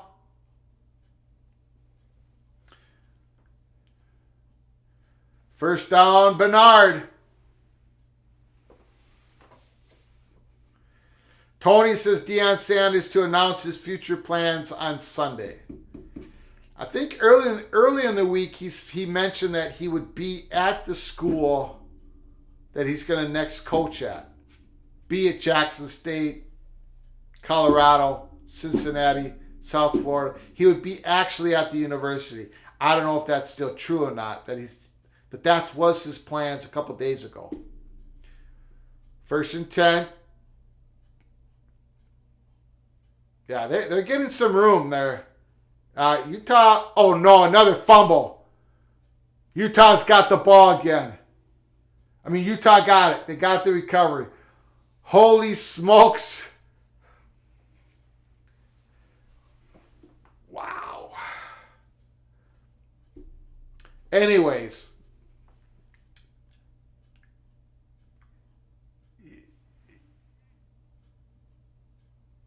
You can see that Utah's moving some people, right? They're moving USC. They can run the ball. They're starting to win that line of scrimmage. But don't fumble the ball. Don't fumble the ball. Hang on to it. Let's go. You hang on to it, you got a chance. Good. That was a good blitz pickup by the running back for Utah. They picked up that blitz pretty good. Alex Grinch, defensive coordinator, starting to send some guys.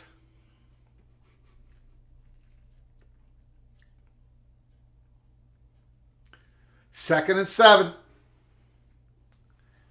No field goals. Got to get a touchdown.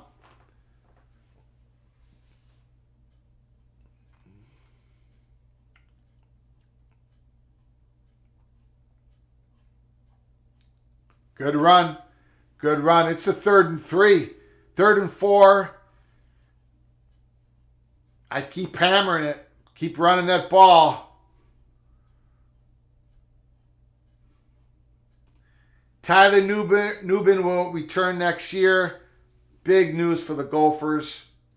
Big time safety. Tyler Nubin. Would have been drafted. Had a second day grade, but decided to come back for one more year. Badgeron, the running back's best friend, is always their O-lineman. Yeah. Okay. Uh-oh. We got a situation. We got a situation. It's 4th and 3.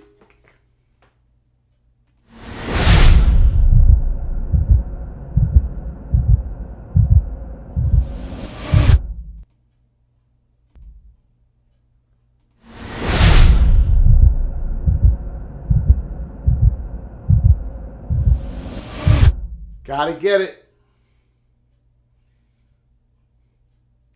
Fake pitch.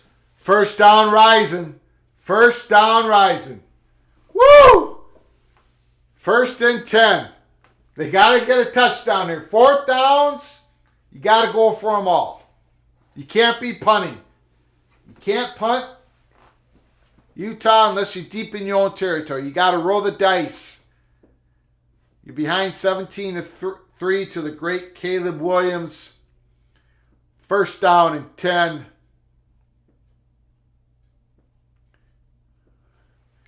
Let's go, Rising. Let's go. Let's make a play. Let's get back in this game. Let's have a game here. Let's have a game. That's a quarterback running play. Now, those are the design plays that Rising ran like 10 or 11 of them against USC the first time they played. That's probably what, the second one? The second design run that Utah has ran for the quarterback? 2nd and 7.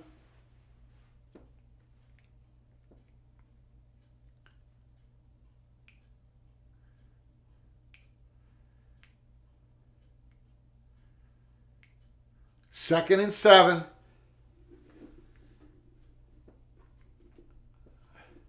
I'd keep running it. I'd keep running it. I'd keep running it.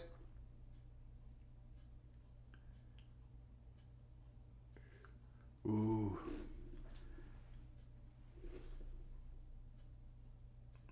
Got a couple yards. Thought he got more than what they're giving him. Thought they got more than what they're giving him.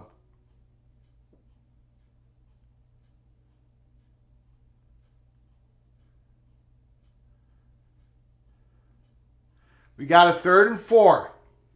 Got a 3rd and 4. This is two down territory. This is beautiful. You're running down the clock. You're going to start the ball for the second half. Trying to draw them off sides. Look for the big tight end. Touchdown! Touchdown, Utah! Let's go. I wasn't prepared. Touchdown! Touchdown! Touchdown! Got ourselves a game. The Utah Utes run it in. Boy, they're starting to move USC. They're starting to move them around, man. I mean, my goodness. They're starting to dominate. They're starting to dominate that line of scrimmage. This is about Utah dominating the line of scrimmage and Caleb Williams being superhero, being a Superman. 17-10. Now, can Utah stop them on this drive? Because Utah gets the ball to start first in the second half. Can they stop USC? They finally did the last possession. Can they stop them one more time? 2 times in a row to end the half. Then we'll have ourselves a football game.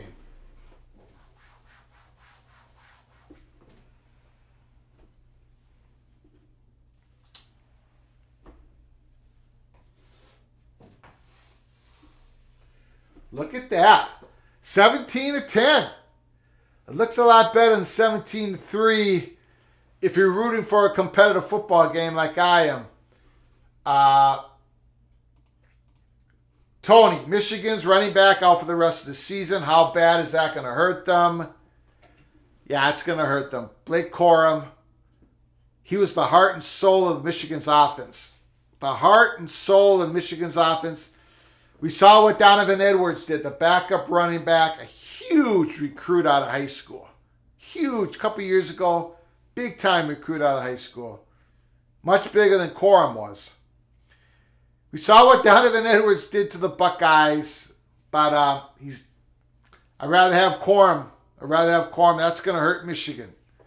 I don't know what to say about Michigan. I should just keep my mouth shut because going into that Buckeyes game, I made this big announcement. I made an episode on it.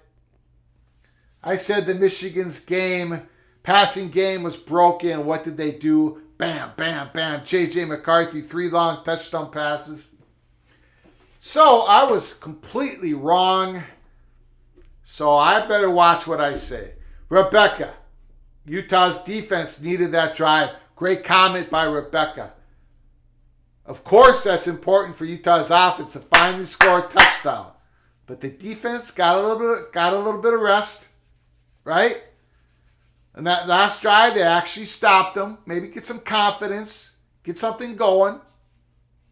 You know, who's winning the line of scrimmage this game? It's probably Utah. Utah's O-line starting to dominate. They are getting pressure on Williams. We know that Lincoln Riley doesn't have quite the line of scrimmages that he wants. He hasn't been able to recruit. You know, this is his first year. Yeah, Maybe we got something here. T-Duck, no deal with PAC and Amazon? I don't know. Is there some breaking story tonight? I do know that there's not going to be a deal done until beginning of 2023. I think that's pretty obvious. With this UCLA Board of Regents, with that whole thing going on, I think it's very difficult for George Kliavkoff. USC running it back. Pretty good run back to the 33. There's a flag on the field. I don't know, T-Duck. I don't think we're going to know anything until early 2023. I don't think George Kliavkoff can get really any deal done. You keep hearing optimism, though, T-Duck, from Pac-12 country about how much money they're going to get. They believe they're going to get $8 to $10 million more in the media deal than the Big 12 schools.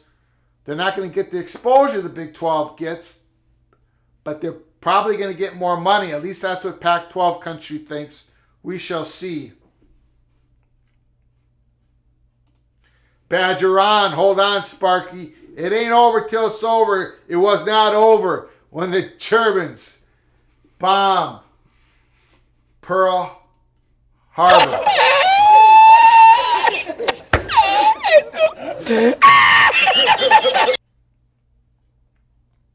What's going on here?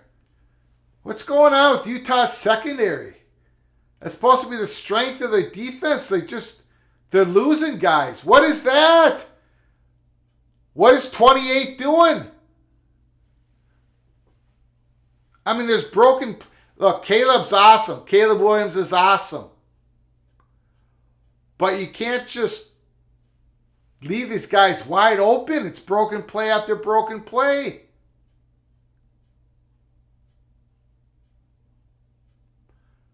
Oh, that's terrible.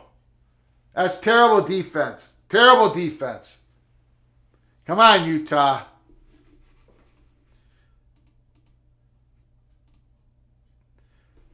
Motivision, he's on a roll. I'm not sure who you're referring to, Williams or Badger Ron or Tough Tony. Got a lot of characters in the chat room right now. Oh, and here's another guy, Terry Nord. I like Badger Ron. I like Mr. Gopher Nord likes Badger Ron. The whole world's imploding right now. The whole world's imploding. 2nd and 1. Get him! Get him! There you go! There you go! There you go! You didn't overrun him. You finally got that guy down.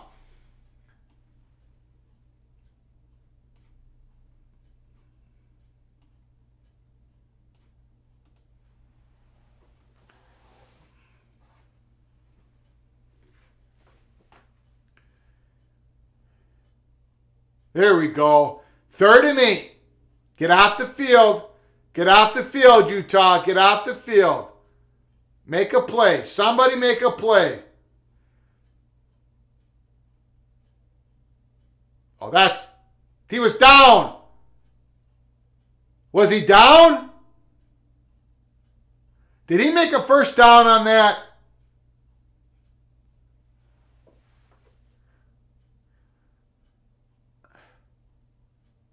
He's down.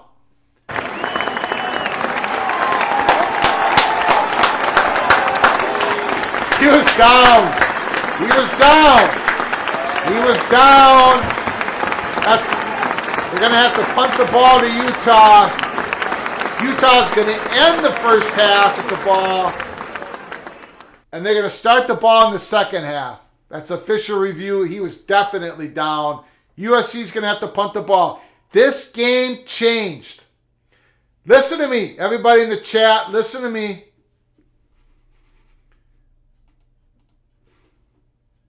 Terry Nord.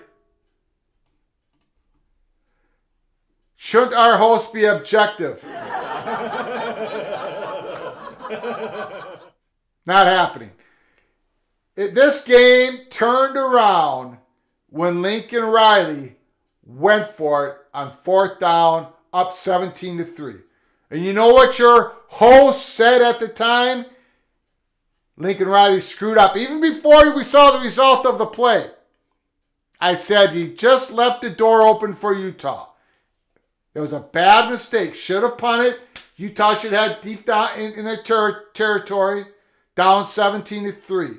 But he gave Utah a break. So all you gamblers out there, all you aggressive people, like Terry Nord, like Tough Tony, we want everyone to go for it at all times. It doesn't work. It doesn't work. Lincoln Riley made a mistake in this game. A big mistake. And Kyle Whittingham in Utah is now making the Trojans pay. Hang on. Buckle up. Brace for impact. Tony says that man wants to sing. The Utah Man song is it's a beautiful song. It's a beautiful song. Maybe even I won't butcher it. That's how beautiful the song is. Terry Nord, I don't know what you're saying there. Do we donate money? Do you want to donate money for me to be objective? It's not going to work. You know how emotional I am, Terry? Just isn't going to happen. You can donate money by hitting that $ in the comment section. And you can ask for me to sing a song or just donate to the channel. That's how you donate. Hit that little $ then next to that comment section. But that may not be what you're asking, Terry. I don't know. Rebecca, Pac-12 refs. Rebecca was about to attack the Pac-12 refs, but they did reverse it, Rebecca. Rebecca's a Washington Husky. Terry says, sorry, meant how. Hit that little $ where the comment is. It's like a little $, silver button. I'm not sure what it shows. Someone explain to Terry how he can donate. Tony, UTSA, 24, North Texas 12. North Texas just lost their athletic director. Ren Barker going to West Virginia. New athletic director. All the reports said that Ren Baker did a great job at fundraising at North Texas. And now he is the new athletic director of West Virginia. 1 minute and 40 seconds to go in the second quarter. Utah has the ball, and consider this. They start with the ball at the start of the second half. One of these two possessions, Utah has to come away with points. If not this one, start of the second half. Then we got ourselves a ball game, ladies and gentlemen.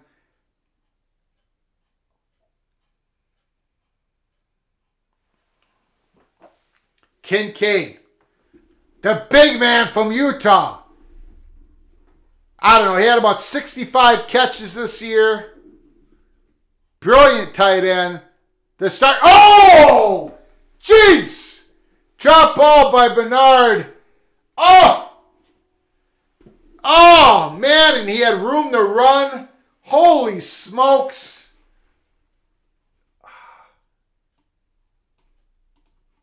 He's killing me. He's killing me.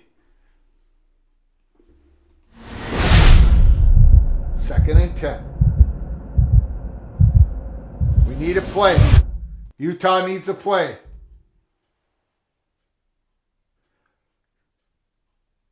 Ooh, just out in front of Parks. Big time throw by Risen. It was almost there. It was that close. That close.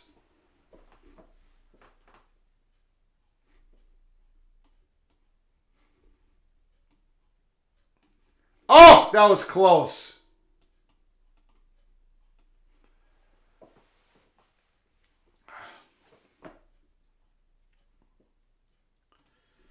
Tony says, Greg, you're the Sinatra of the North.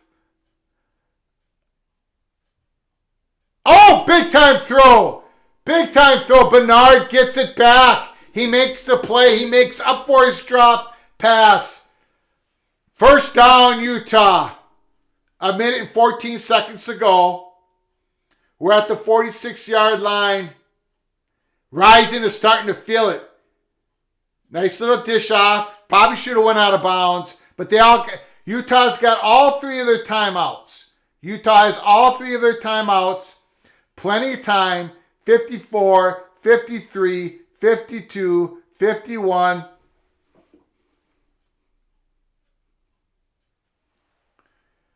That's Kincaid. That's Kincaid.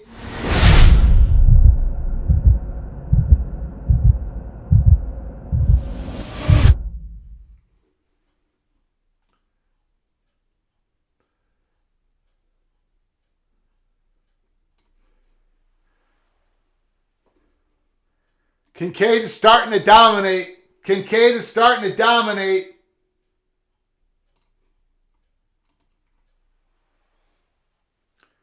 Utah uses their first timeout. 43 seconds to go. 43 seconds to go. Utah is driving. It was 17-3. 17-3. USC had 4th down and 8 at the Utah's 37, 38-yard line. And then Lincoln Riley made the mistake. He went for it. He didn't make it. Utah got the ball back. A good enough territory where they could actually run some plays instead of having the ball at the 10 or inside the 10-yard line.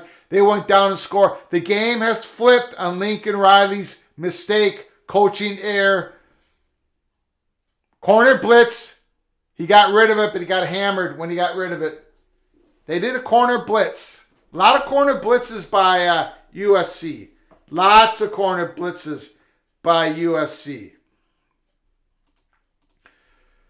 Mo and Vision, Mr. Buckeye, he's starting to believe again. He's starting to believe again. You can feel it in Mo and Vision's chats. Utah needs to think 7 here. Mo and Vision starting to sound like me. Go for 7. Go for 7.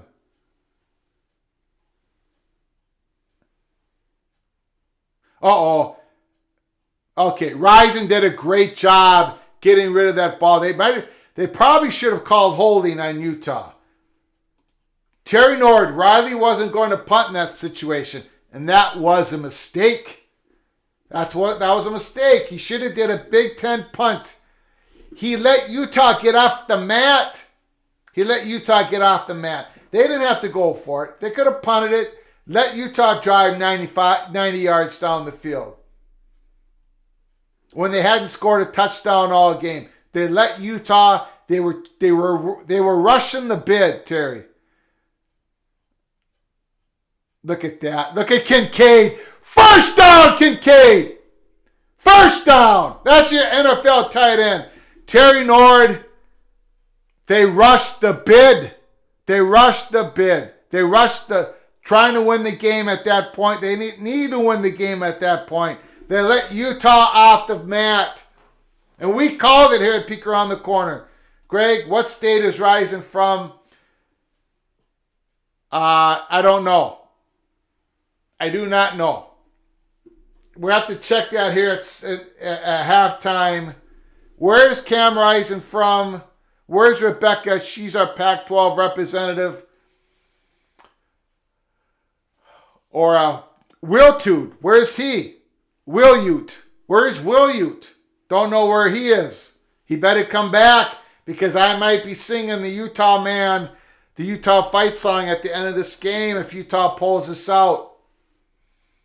We got ourselves a game. USC 17, Utah 10.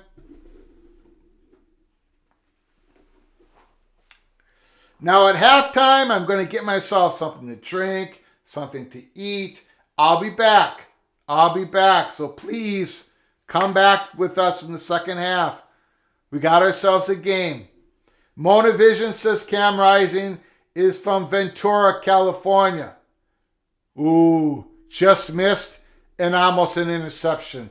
We have a 2nd and 10. Utah Utes cannot afford to throw a pick here. Terry Nord. This is going to be a fun second half. I'm too glad Utah has come back. Got to go Crush the family in another board game now. Come back, Terry Aloysius, Himmelacious, Connotacious, Sacrilegious, Nord. It is 2nd and 10. 24 seconds to go in the half. Going to need some more yards to make sure you get that field goal. Good field goal attempt. Can't take a sack. Can't take a sack. Cannot take a sack. Risen's using his legs. He got himself a first down. But they call the flag, and I think they called it on number 21 for blocking, for holding near the sideline there.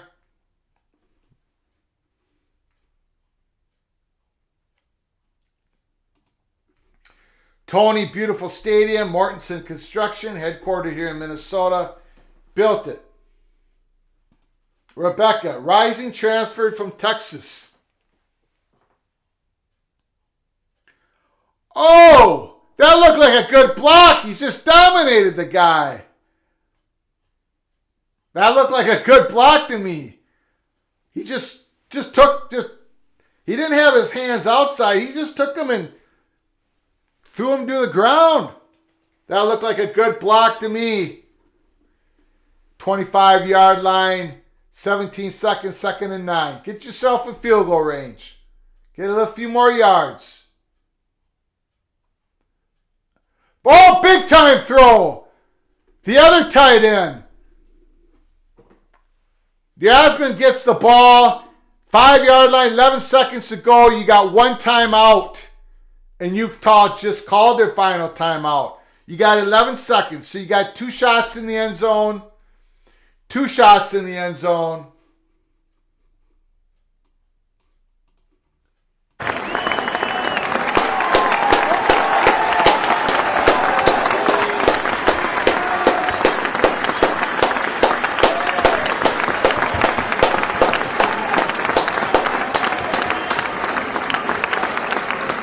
You got 2 shots in the end zone, then you kick that field goal. You can't make a first down. This pass you cannot be running something short of the end zone. Throw it deep in the end zone. Throw it to the pylons at the corner of the end zone. But you should be able to get 2 plays out of this. 11 seconds to go. 1st and goal. USC up 17-10. They were up 17-3.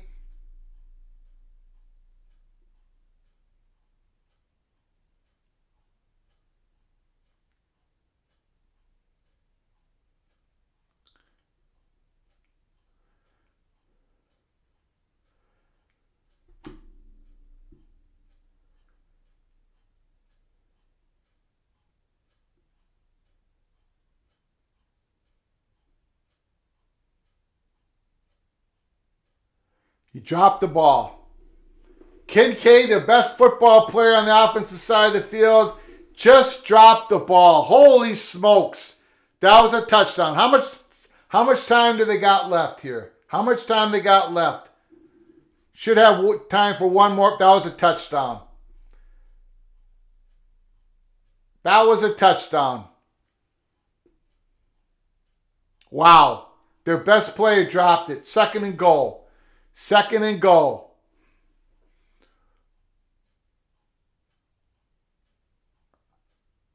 That's a touchdown. That's a touchdown. Touchdown! Touchdown! Touchdown! 17-16. Extra point ties it up. 2 seconds to go in the first half. We got ourselves a ball game. Lincoln Riley, huge mistake. Gave Utah oxygen. Gave them much needed oxygen. Gave Utah a chance to make a play on defense. And now Utah's offense has completely taken over. Completely taken over. They're starting to move USC all over the place on the football field. All over the place. Change that score. I got a feeling that the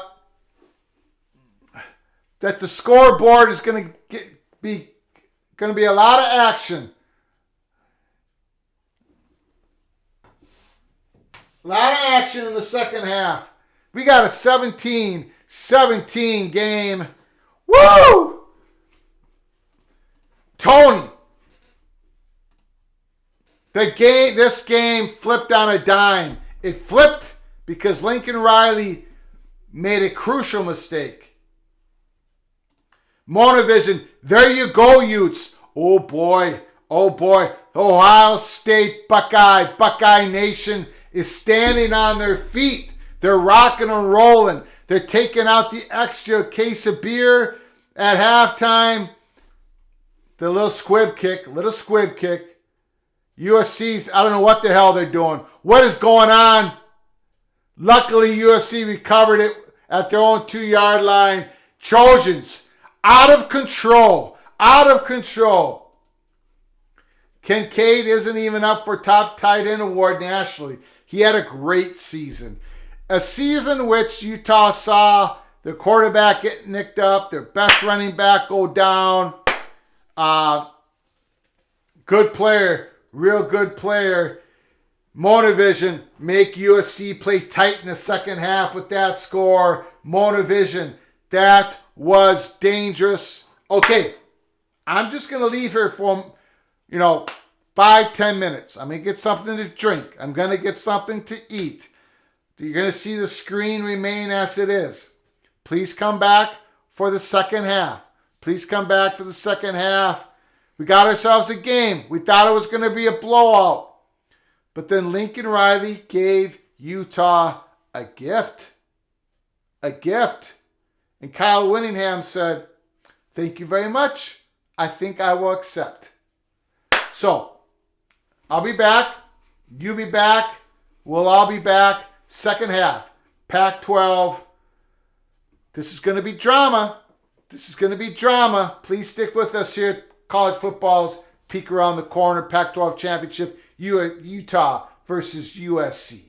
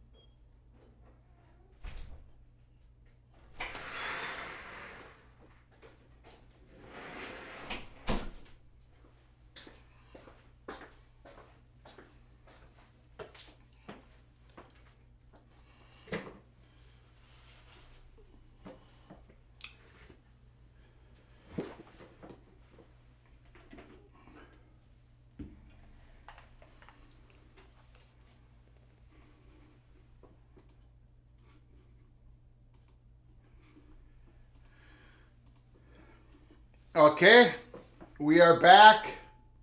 We are back.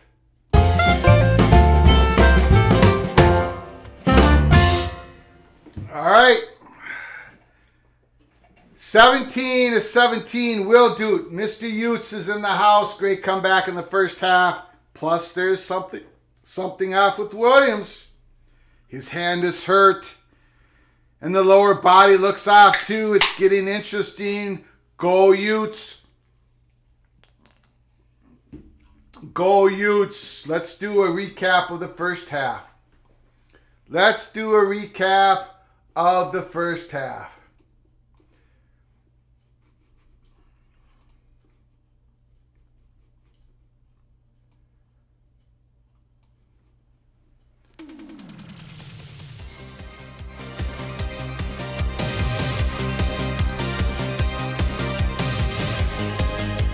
USC comes out and scores.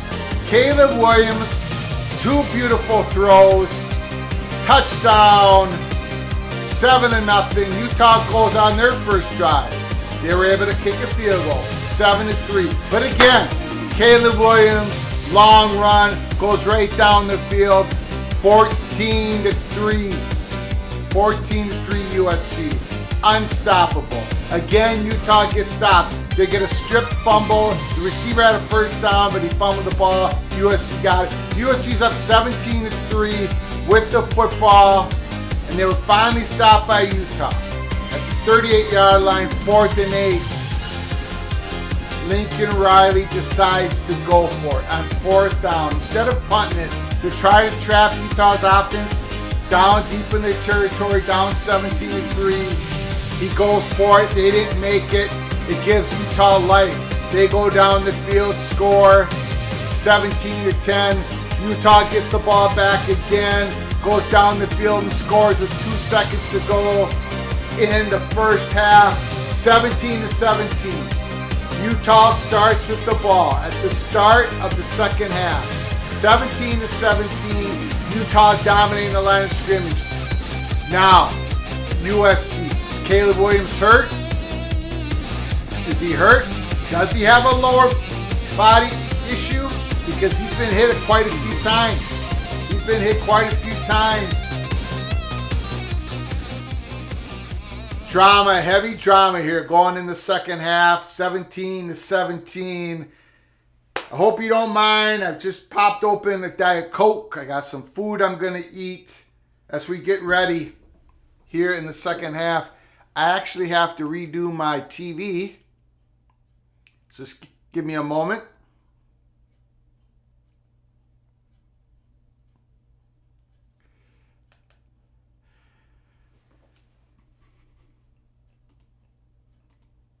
Badger Ron, who is Lincoln's defensive coordinator? Did he come with Lincoln from Oklahoma? That is Alex Grinch, and he did come from Oklahoma. Now, I'm not gonna. I mean, everybody knew USC's defense wasn't going to be all that good this year. Nobody knew USC in total was going to be this good. I mean, they're way ahead of schedule. Way ahead of schedule. For them to be in this position is incredible, really. To have Caleb Williams as your Heisman Trophy winner, your first year as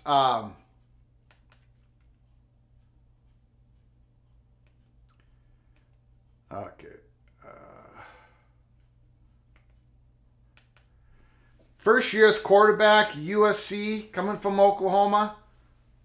Really unbelievable. Unbelievable job by Lincoln Riley. They're doing the Dr. Pepper contest here at halftime.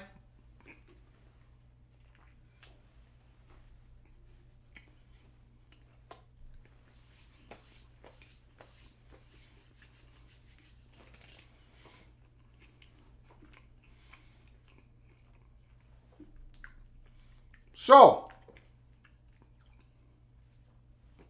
first conference championship game to start the 2022 conference championship. Beautiful start. Beautiful start. There was a moment there, it looked like it was going to be 24-3 USC. Game was over. And when I was getting myself my Diet Coke for halftime and some food here, I did hear the announcers, the panelists there, talk about Lincoln Riley going for it on 4th down, and they thought he shouldn't. And before they ran that play, I was screaming at the TV, you're making a mistake, Lincoln Riley. You're making a mistake. Got to punt that ball. Don't rush the victory. Don't rush the bid. Don't rush it. He made a mistake. Interesting observation from Will Doot here. Interesting. Let's go back to it. Caleb Williams' hand is hurt. Looked like he got definitely a bloody hand. Did any of the panelists say anything about Caleb possibly being injured? Did they talk about his hand? Did they talk about a lower body injury? Let me know in the comments section if they were talking about Caleb Williams possibly being injured.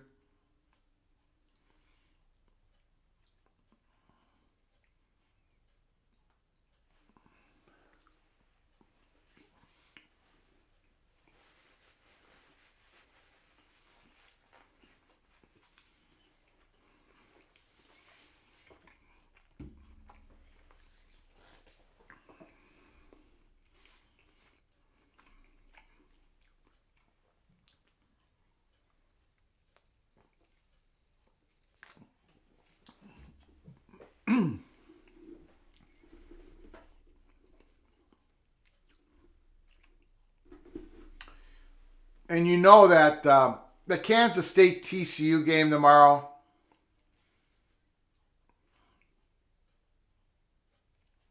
you know that's going to be a good one, right? I mean, look at the games TCU has played this year. They've almost all been good. Like competitive, dramatic. And Kansas State, Deuce Vaughn, Will Howard. What a season, Kansas. They're playing great. At the end of the season, man, they are playing outstanding football. It's a huge challenge for TCU to defeat that team two times this season.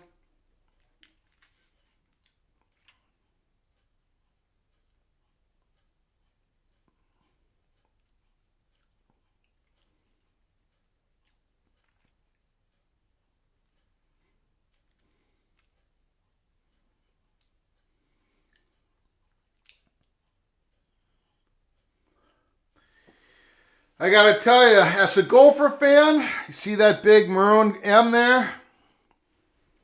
As a Gopher fan, I thought tonight I'd be with my buddies and we'd be in Indianapolis, Indiana.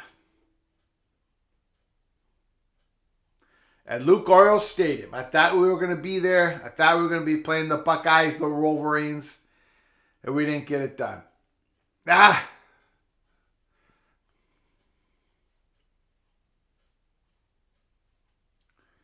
Okay, second half starting soon. Buckle up.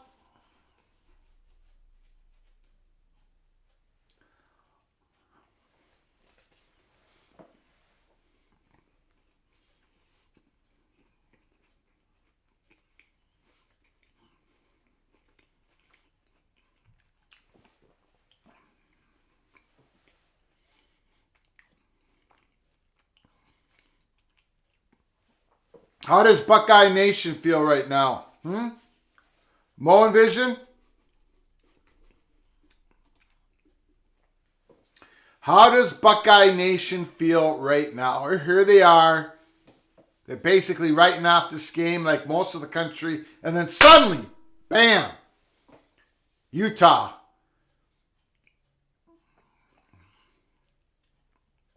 I mean, can USC's defense make any stops for the rest of the way here? I don't know. They were getting pushed around. USC's kicking it off right now. Here we go.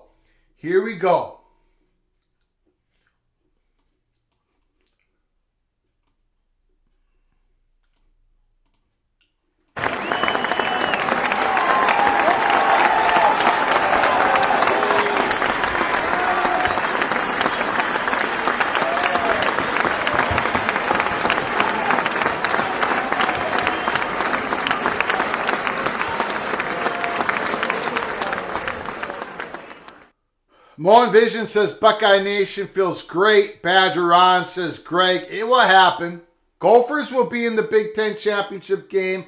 It will happen one of these decades. And Moen Vision, this is the highest rated non-Ohio State game this season. Probably true. Probably true. Here we go.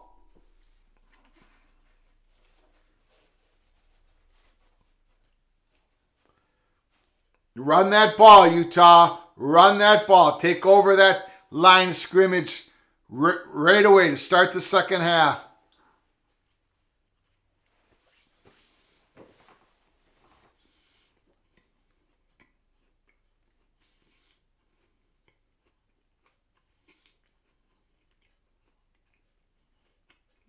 There we go. There we go.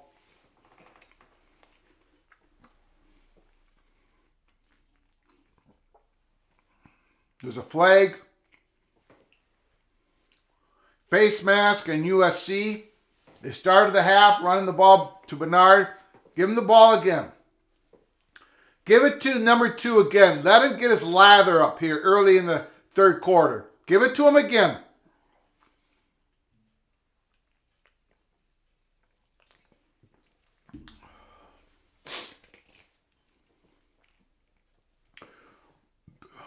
Rising is 14 of 24, 157 yards. There you go. There you go. That's all right. That's all right. Lather him up. Lather him up. Second down. USC stopped him. Now let's see some pre-snap movement. Utah likes to give USC a bunch of looks here on second and long.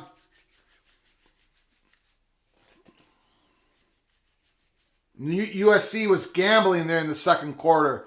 They were doing corner blitzes left and right. They're trying to get some pressure on Rising. Look at that movement. Look at that movement. USC's trying to figure all that out. They're scrambling. USC was just scrambling. Good run, 5-6 yards. So Utah's doing all this pre-snap movement. All these different packages. USC struggling to figure it all out. That was a horrible tackle attempt by number 53, the linebacker. 3rd and 4. You got USC on their heels. This is a big play.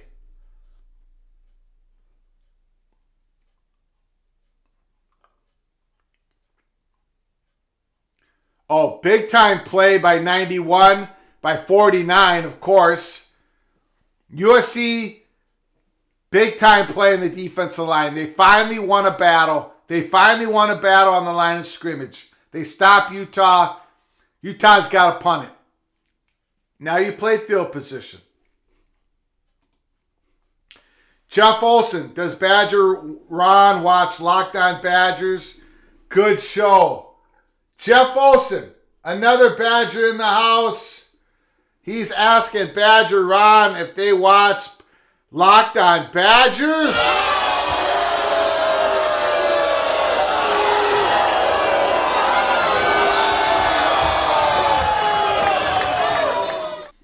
Nice to see you in the house, Mr. Jeff Olson. Mr. Jeff Olson, Monovision, keep USC cold and tight. Okay, well, USC's got the ball.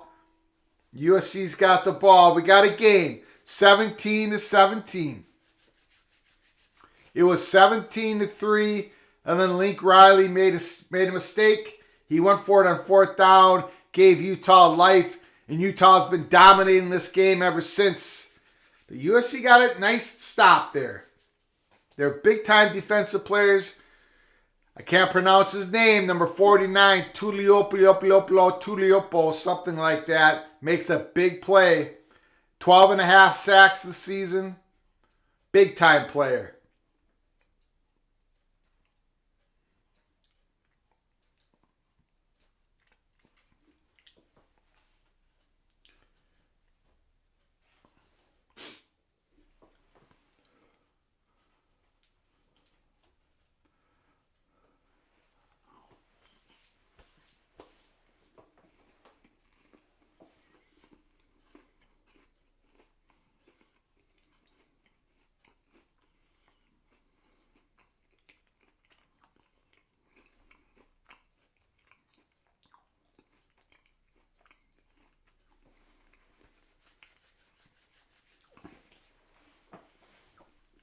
Well, if Caleb Williams is nicked up, if that hand that got bloodied up in the first half, there's a difference between being hurt and being injured. We're going to know how he looks right away. We'll see what happens here. He's superhuman, but if he's injured, if he's moving more slowly now in his lower legs, or if that hand is really bothering him, that could be the difference. We shall see. We're going to find out right away how he looks right now.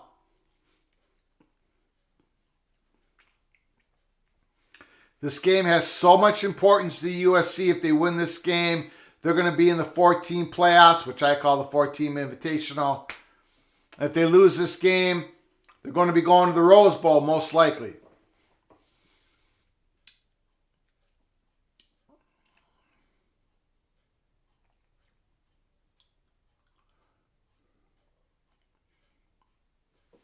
First down, 15-yard line, 1st and 10.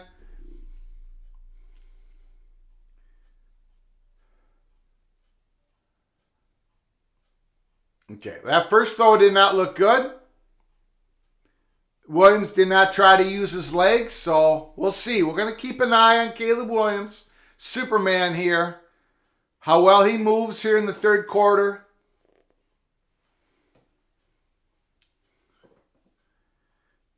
Doesn't look like he's got any tape on his hand.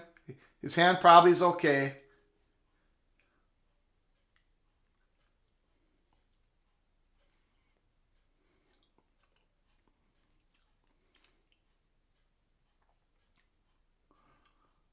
Big time pressure. Big time sack by number 91. Big time sack.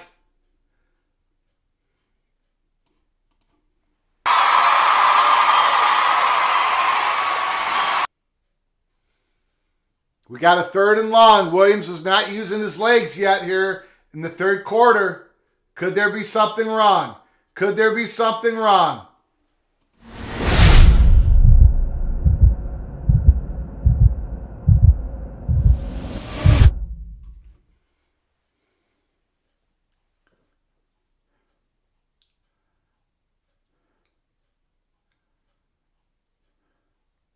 He's not using it. He did not. Caleb Williams did not use his legs there in that possession. We're going to keep an eye here, peek around the corner. Let me know if the announcers are saying anything. Did he get his knee twisted, ankle twisted in that first half? Is he moving slower? Is he moving slower? Moen Vision says Williams seems shook up for sure.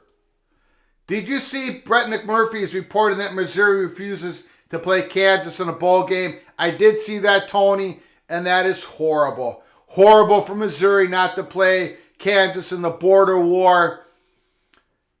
That's terrible. I know Brett McMurphy changed up his bowl projections. We at Peek Around the Corner every week take Brett McMurphy's Action Network bowl projections, and we do an episode on it, like a half episode on it. I know he had to change it up because of that bit of news.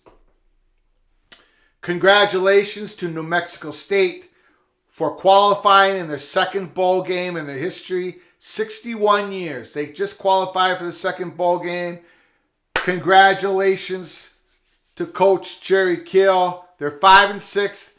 Their waiver was approved. One of the games had to be canceled this year versus San Jose State, because San Jose State had a young man in the roster pass away, so San Jose State canceled the game. I know New Mexico State's playing a game tomorrow against Valparaiso, but that would be like their second FCS win of the season if they win that game, and they're going to win that game. So that 6th win would qualify New Mexico State to get to a bowl game, but because they couldn't find anybody else to play, they got the waiver. New Mexico State's bowling. I don't know. Did Buffalo win today versus Akron? If Buffalo won today, that means the Buffalo Bulls get the last bowl spot. If they lost, then I think UNLV gets it. I think UNLV. Okay, Tony is saying Buffalo's bowling after their win today. Congratulations to the Buffalo Bulls. Their head coach their head coach right now. The name is slipping me. Mark. Man, my old age. Lindquist, Coach Marquise Lindquist, coach of the Buffalo Bulls. Previous position, he was coach for the Gophers. Great, outstanding. He was a co-head coach with PJ Fleck. Well, not co-head coach, assistant head coach with PJ Fleck. So congratulations to him and to the Buffalo Bulls.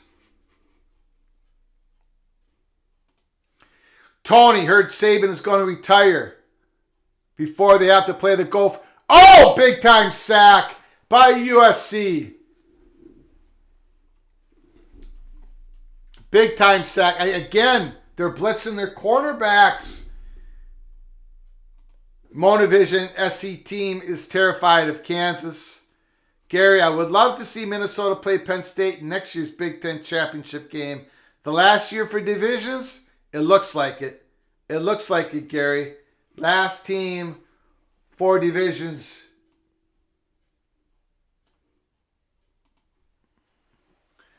Second and 19, that was a big-time sack by USC. Oh, almost an interception by number 6. Third and long. He almost took that. That was almost a one-hand grab.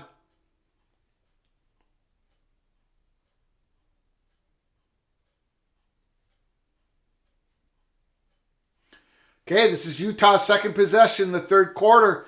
They had to punt the first time they had the ball. USC had to punt it, and now Utah's got it back again, but it's third down and 19. Third down and 19. Cam Rising. Completion. Broken tackle. 30, 25, 20, 10, 5. Touchdown, Utah! Touchdown, Utah! And again, I don't have it ready because who would ever know? Touchdown! Touchdown! Touchdown! The Utah Utes have taken the lead 23-17. That was just a little slant pass. A skinny post, you might want to say. Missed tackle after missed tackle. USC's defense struggling once again. Rebecca says US defense came out to play after that good second down stop. And then she corrected herself. They did not come out to play. Moan Vision. Wow. Rebecca, strike that. Tony. Read some good. RB from Stanford is now looking at Iowa. Do they have a bunch of NIL money? I do not know. Do not know, Tony. Monovision. Keystone Cops in the secondary. Utah's defense. USC's defense. Who's got the advantage in the secondary? It's Utah. It's Utah. Now, I got to change the score. Got to change the score in our beautiful graphics department here. High-tech graphics. For the first time tonight,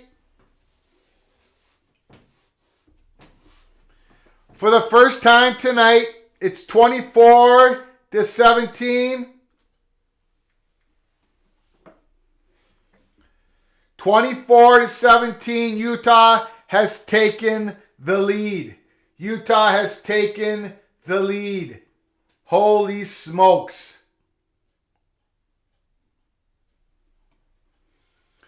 Holy smokes. Buckeye Nation is on their feet. They're in celebration. Right now, the Buckeye Nation is celebrating. They got a chance. They got a chance. Remember the last time they sort of backdoored their way in the playoffs, 2014. the Buckeyes went on to win the national championship. Here we are. Here we are.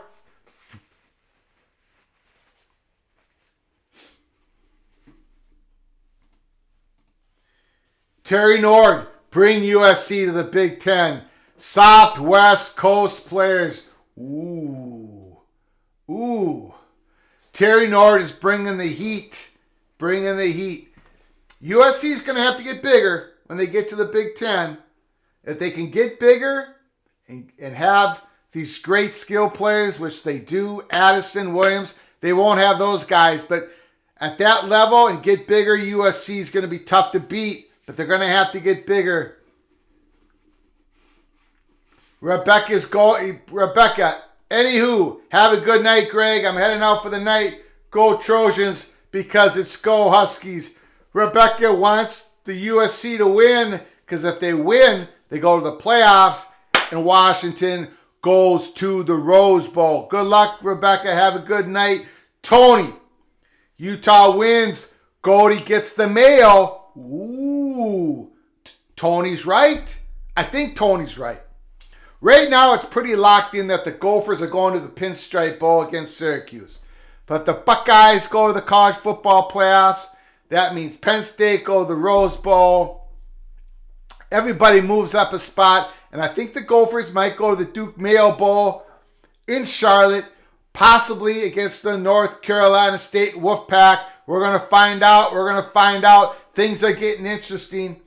David M., it's raining Buckeyes in Vegas. Utah wins. Brutus gets the play-o. Badger Ron Tony. If the Gophers go to Mayo, make sure your quarterback doesn't touch the trophy, just like Mertz did for the Badgers. Yes. And when the Gophers win that bowl game, a bunch of Mayo gets tossed on PJ Fleck, and that's going to be a glorious sight. Glorious sight. Okay, here comes Caleb Williams. We've been talking about it here at halftime. Does he have a lower body injury? Is he a little bit slower here in the third quarter? First time they had the ball, he did not move. See, he's not moving. Got sacked again. Is something wrong with Caleb Williams' ankle, knee, calf? Let me know if the announcers are saying anything about this. He's not moving anywhere close to what he has been doing for weeks on weeks. Doesn't look like he can move. Let me know. T-Duck is saying the Heisman is on the line. Ooh, I don't know about that. I think he's got the Heisman. However, this could be a Heisman moment. Down 24-17. They were up 17-3. Lincoln Riley made a crucial mistake, punting it. Here comes more pressure. Caleb Williams, bad throw. His legs didn't look under him. His legs did not look under him on that throw. He's even starting to limp a little bit. Again, let me know. Am I just blowing smoke? Am I wrong? I could be wrong. What are the announcers saying? Oh, with lower legs here, awkward. Yeah, they're talking about it right now. The ball nosedives. Something wrong with Caleb Williams' legs. It's affecting his play. Monavision says he's having trouble planting his feet. That's the story of the game. A little toss out. Utah should. 3rd and 20. They stopped that. USC's going to have to punt the ball. Things have changed. Things have flipped. Williams can barely walk off the field. There is an injury. What does Lincoln Riley do? Does he go to his backup quarterback? I don't only have his backup quarterback's name written down in my notes. T-Duck, he's injured. T-Duck is saying game is over. Suddenly the U.S. Trojans' hearts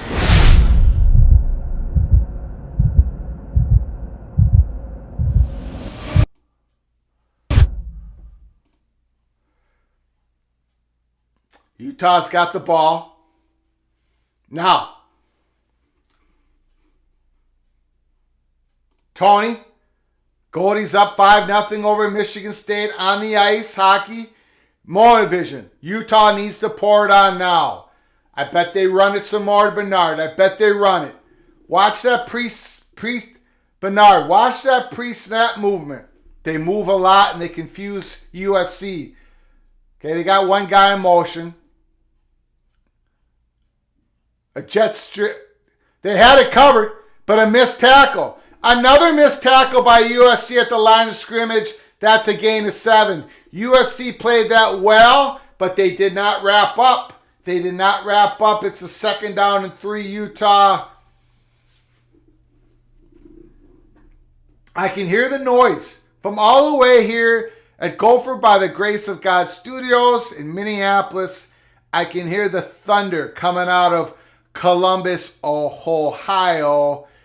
24-17. Utah's got the ball, 2nd and 2.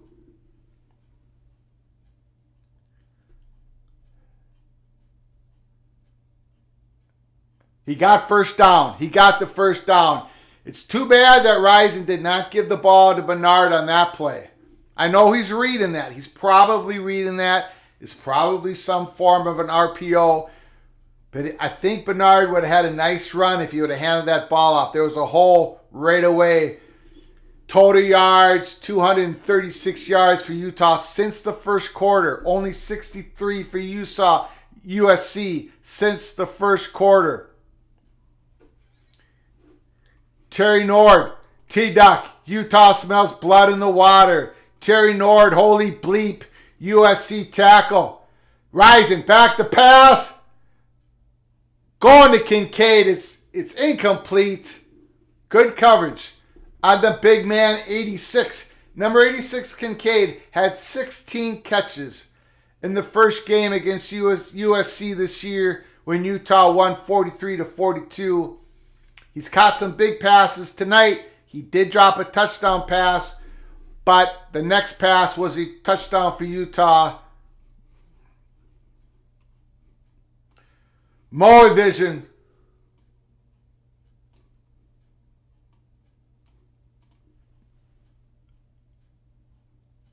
Oh, what a completion.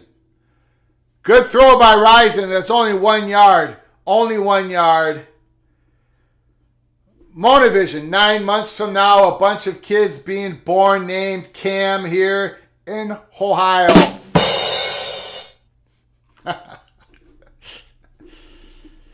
Monovision's feeling better now. He's feeling better. He's coming out with the humor.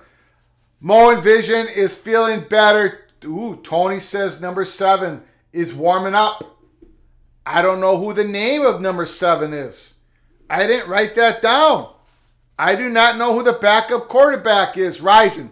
3rd and 9. Good defense. Good stop. Utah's got the ball at their 49. Now they're going to punt it. Going to punt it deep in USC's territory. Did the injury of Caleb Williams open the door for Utah Utes to win their 2nd Pac-12 championship in their history? For the Utah Utes to go back-to-back Rose Bowl, for USC to fail to get to the college football playoffs. We shall see. 6 minutes to go in the 3rd quarter. High snap. High snap. He calls for a fair catch at the 5-yard line. I'm not sure about that one. That could have bounced in the end zone. Don't think you fair catch it at the 5-yard line. Another mistake by USC. They start the ball at their own 5, down 7, 24-17. Moen Vision says turnover here from the Utes. Wow. What is going on? What is going on, ladies and gentlemen?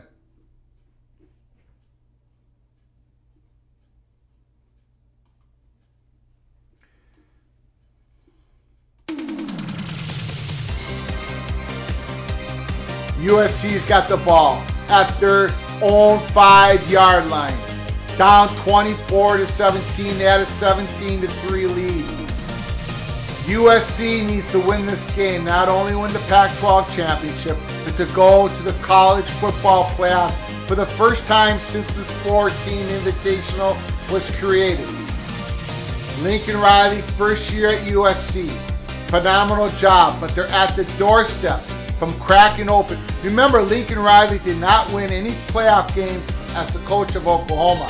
This is his chance for redemption to get into the college football playoffs the first year as Trojan head coach. They were up 17-3. He went for it on a 4th down. He shouldn't have. Gave life to Utah. Ever since then, Utah 24-17, and Caleb Williams is injured. Does the backup quarterback come in for USC? High drama. High drama.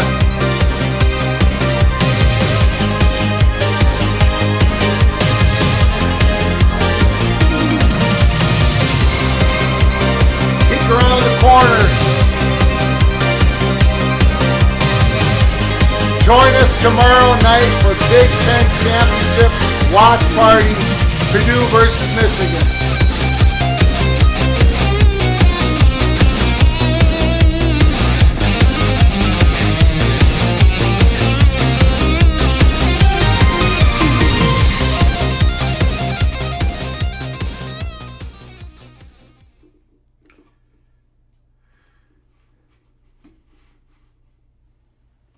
David M., what is going on? Ohio State versus Georgia, TCU versus Michigan. That's what's going on. USC's got the ball. Caleb Williams is in the game.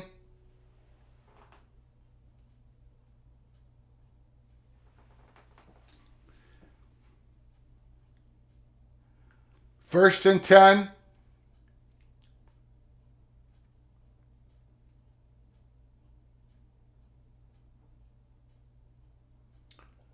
Oh! He caught it.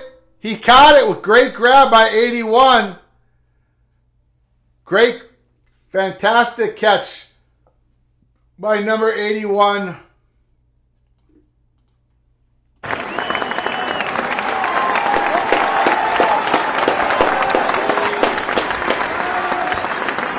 Second and 6. Kyle Ford with the catch.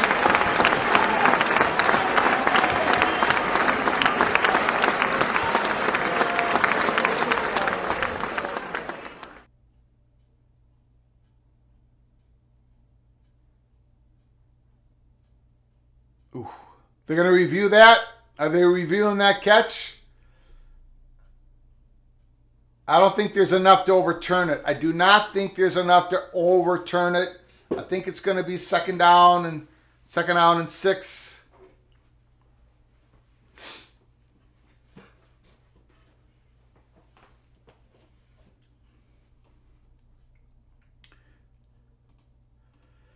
T-Duck, Caleb healthy all year until now, and that is cruel. Yes, it is. It is cruel. You have to be lucky. You got to be lucky to win a national championship. You got to pretty much stay healthy. You got to have your star players stay healthy. I think they're going to give it to him, right? Second and 6. They called the catch on the field. I don't see enough to overturn it. A lot of chats. Yes, Terry Nord. Will Dude has shown up. He has shown up. And because of Will Dude's donation, generous donation to the channel, I'm going to have to sing Utah's fight song at the end of this game if the Utah Utes win.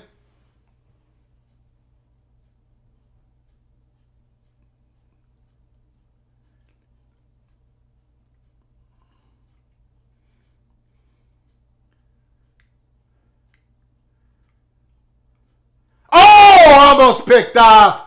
Almost picked off by 21. We talked about it pregame, before the game started. This is probably the best secondary in the Pac-12, one of the better secondaries.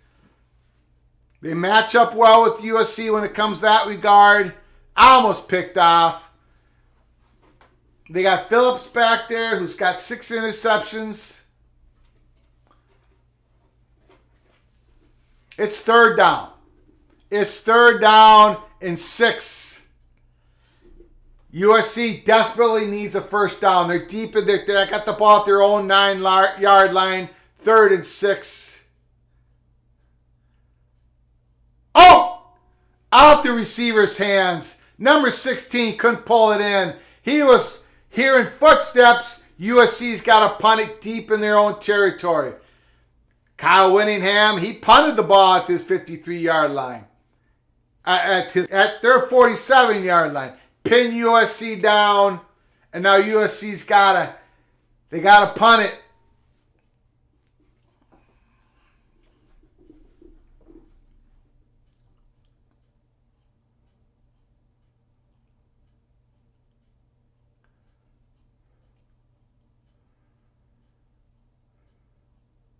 Okay, Utah's got the ball at their 42-yard line. Now, Utah's given up the ball one time on offense, right? They've had one turnover. And we said, one or less turnovers, Utah will be in this game. The one turnover they had, they did not give up any points on that turnover. They were able to stop USC. So, thus far, USC's defense has not been able to generate points from their turnovers. They lead the country in a plus 23 turnover margin. USC leads the nation. But they've had 0 points off turnovers this game. Utah needs to keep it that way. A running play, Utah about 5 yards, first down. And we'll see if Utah can hammer down here. Can they make some first downs running the ball?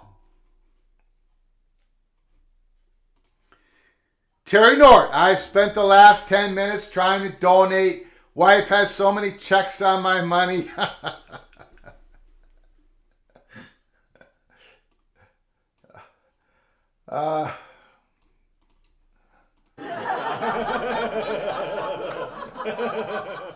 Ooh, Cameron Rising almost made a deke. He got a couple yards. 3rd and 3. What do you do here? What play do you run for the Utah Utes? What play do you run? I would run that jet sweep. That receiver in motion. I would run that jet sweep. Let's see what happens here. See what happens. Nope. Tight end in motion. Oh! Number 25, nope.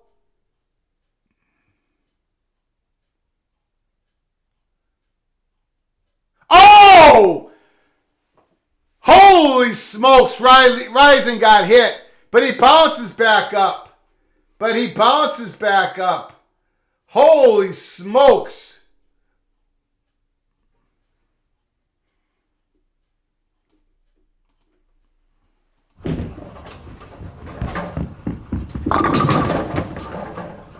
He got knocked down, ladies and gentlemen. Woo! Motivision saying it's possible targeting. Let's take a look.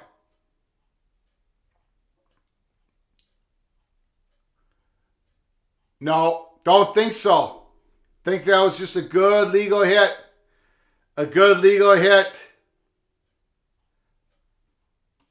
Tony, that was awesome. Terry Nord pledging an imaginary $25. Thank you, Terry, for your imaginary $25. Appreciate it, sir. Just kidding you, Terry. You're doing good work, Terry. You're doing good work.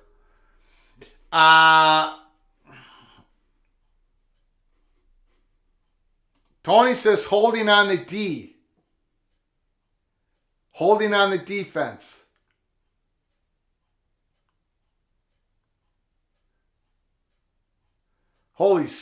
He got just crushed.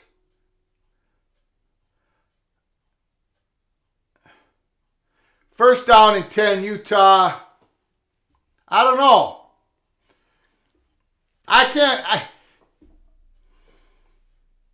It happens so fast, and the replays aren't slow enough for my old eyes to see.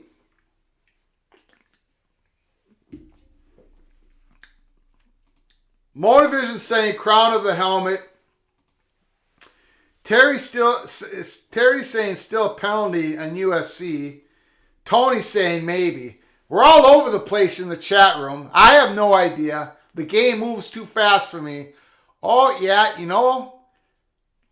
The helmet did hit the face mask a little bit there.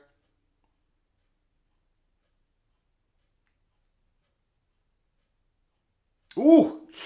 Oh. Oh.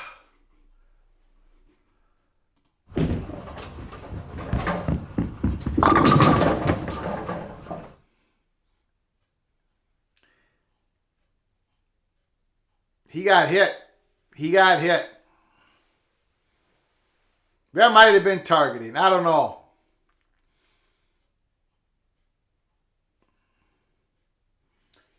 I got to be honest with you. I don't know what targeting is anymore. I don't think the Gophers have had a targeting call on them all season. Tony says, wish I had cool hair like his. So that's Tony's observation. Terry, the biased refs did call holding on Southern Cal. Terry Nord. Man, that's a lot of missed tackles. Holy moly. And Utah just lost. Did they fumble that ball? No. Wow. How many missed tackles was that from USC? Holy cow. 2nd and 6. It should be a 2nd and 12. Mona Vision says in the Big Ten, that would be targeting. Wow. A lot of missed tackles. That was all effort. 2nd and 6.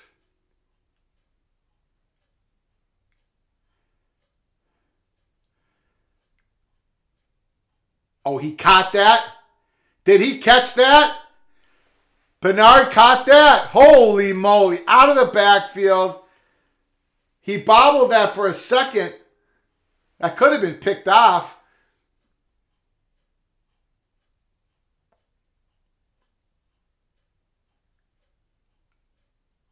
Oh, wow. What a catch. What a catch.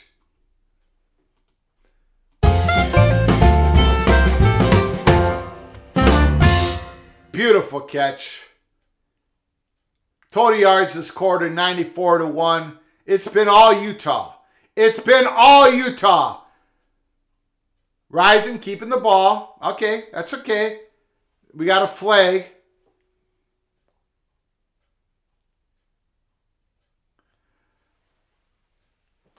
Cameron Rising's beefing at somebody from USC.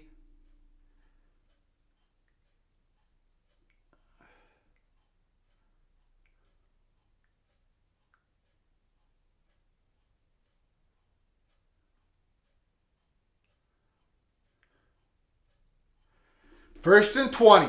Can Utah overcome a 1st and 20?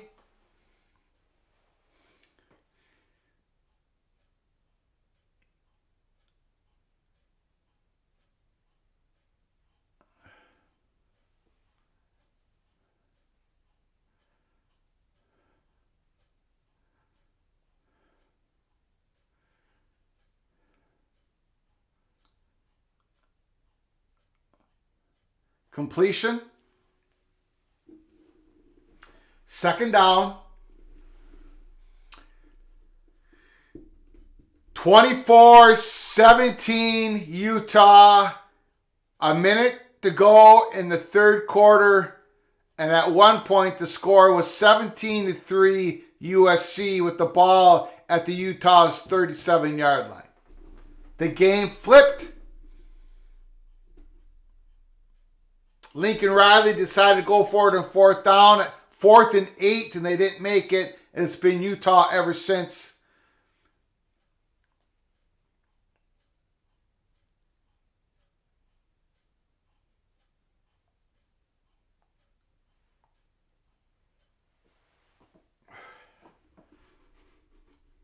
Tony's trying to get me in trouble. UCLA can't come to the Big Ten because of climate impact of all that travel. Pac-12 title game sponsored by an oil company. Your thoughts, Greg? No comment. No comment? Terry Nord, Rising has a beautiful pocket to throw from. Yes, he does. And he does a good job rolling out when the pressure's there. USC has spent a lot of times blitzing their cornerbacks in this game because their defensive ends haven't been able to get the pass rush. Now we got a 4th and 3. What do? This time you kick the field goal, Tony. This time you kick the field goal, Terry. This time you kick the field goal. I think it's 4th and 3. Kick the field goal. Make it a 10-point game.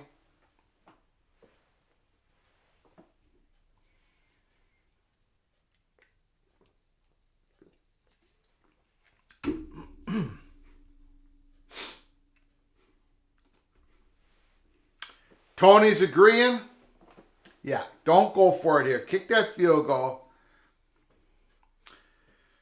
Hopefully the Utah Ute special teams is better than the Golden Gophers special teams.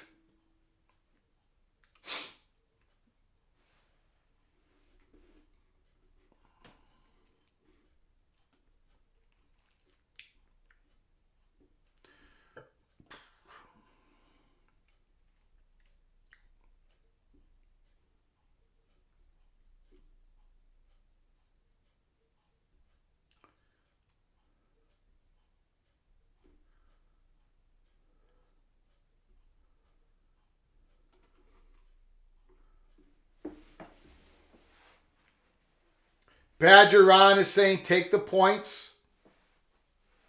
Yeah, absolutely. Absolutely. Monavision.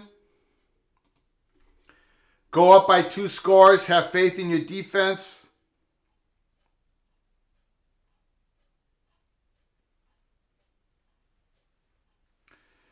Terry Nord has flipped.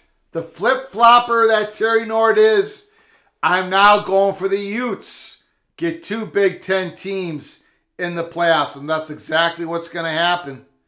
That's exactly what's going to happen. If this upset is pulled by Utah. Now, the line is 2.5. So it's not going to be that big of an upset. But the way USC's been playing, the way Caleb Williams has been pulling games out left and right. However, he's injured, right? He's injured. So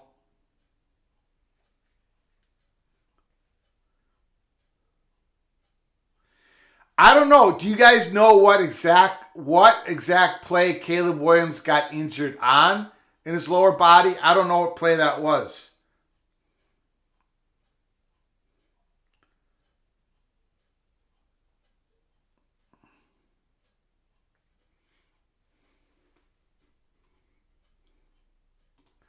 Tony, Michigan, Ohio State for the title. ESPN would have a tough time with that.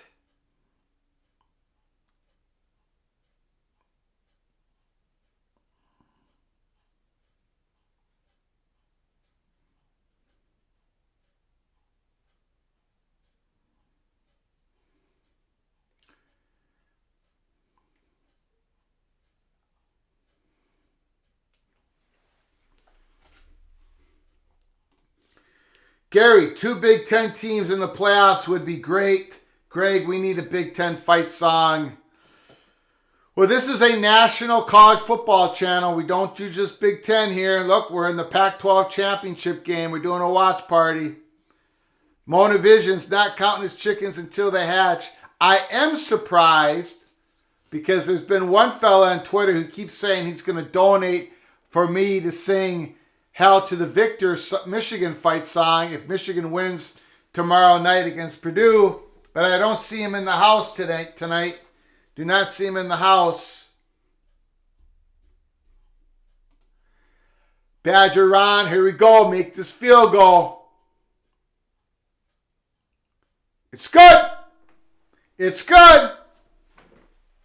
27-17 Utah Utes. I'm getting closer and closer to having to sing the Utah fight song, the Utah men fight song. 27-17. That's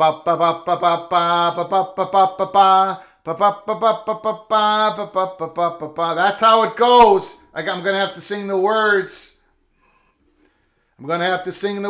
You might want to all clear out. If I have to sing Utah Man at the end of the song because of a generous donation by Will Doot. If Utah wins, I have to sing the Utah Man fight song. Tony, U.S. needs points this drive. Oh, I'm sorry. I didn't talk about Badger Ron. Rick Majerus, factor with the Utes, passed away 10 years ago. 10 years ago yesterday. Utes beat Arizona in basketball last night. Karma is carrying over. You bring up a very good point. I love that. Comment, Badger Ron. Rick Majerus, one of the all-time greats.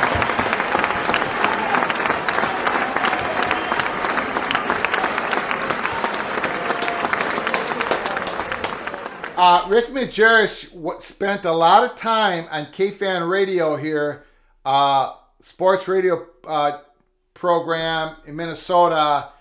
He talked with the host Dan Barrero, who was the number one host in Minnesota, and they did stuff all the time with each other. They would Barrero would interview Rick Majerus on the radio. He was a great listen. So we heard Rick Majerus a lot in this state of Minnesota during the years. So Rick Majerus,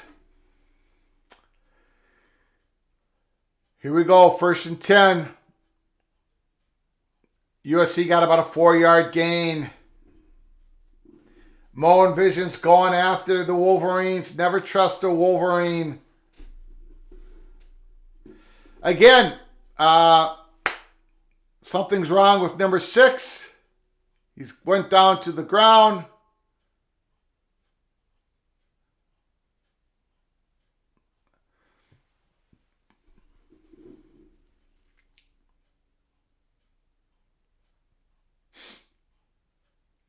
They're going to have to put in Darren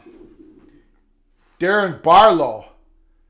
Darren Barlow, USC. He's like the 3rd or 4th string running back. He transferred from TCU. I thought he was going to be a great college running back, but he hasn't flourished.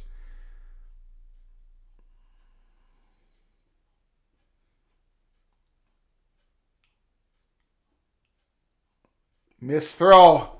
Caleb Williams, unable to do pretty much anything right now with that hurt leg or hurt ankle.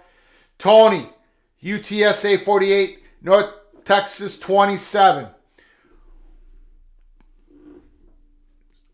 Early in the 4th quarter, Utah's up 27-17. It's 3rd and 6. USC needs this first down. They need it desperately. College football playoff hopes are on the line. That berth is on the line. Williams back to pass. He can't run. Oh, he's running for it now. Yeah, he's injured. But he gets that first down, USC 45. Can an injured Caleb Williams lead USC back? Mo and Vision. He has an issue with his plant leg. Throws are off.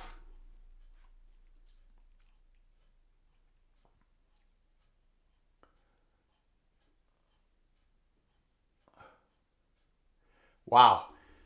So that was a great pass by Caleb Williams. He gets hit. I tell you, Utah's going after him. They know he can't run. He definitely can't go east to west. Williams can't go east to west. So they're just going after him on these pass rush. They're blitzing him. It's 2nd and 7.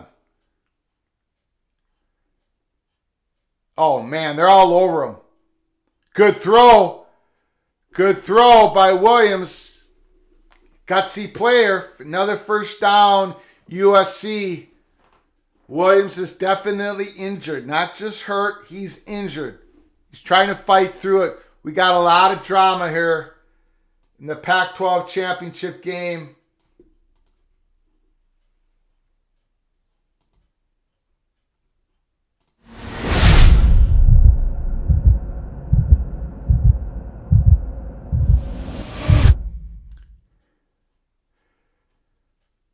Got a couple yards.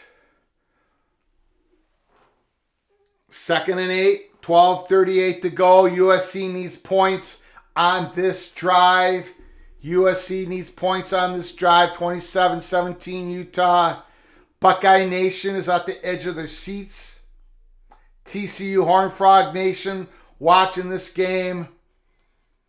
Probably even some Bama folks hoping and dreaming. Tennessee folks hoping and dreaming. LSU fans hoping and dreaming. 2nd and 8.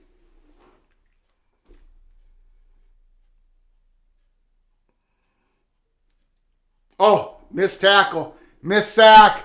Beautiful pass. USC's first down at the 12-yard line. Caleb Williams shrugs off the sack. That should have been a sack, but Caleb Williams, I'm telling you, the guy's tough.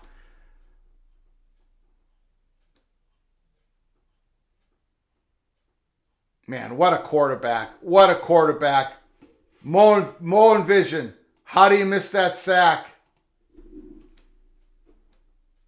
No yards, first down carry. 2nd down. 2nd down and 10. USC needs points on this drive. Terry Nord saying, wow.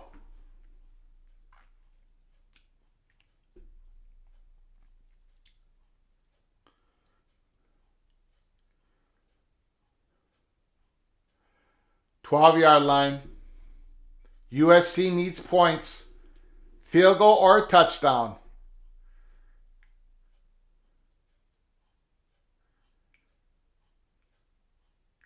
Oh, what a play. Touchdown.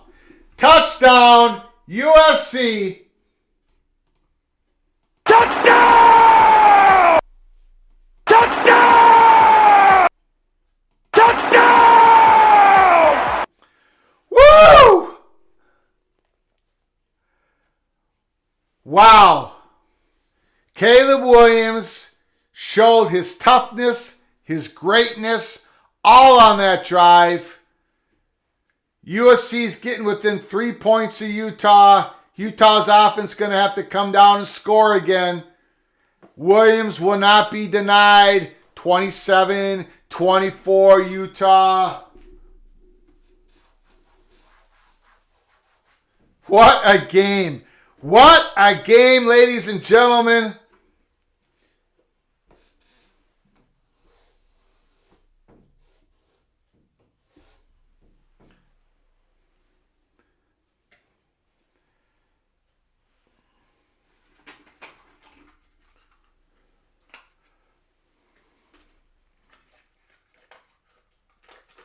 Wow. Mo and Vision, unreal. Utah's defense laid an egg on that drive. So many missed tackles. So many missed tackles.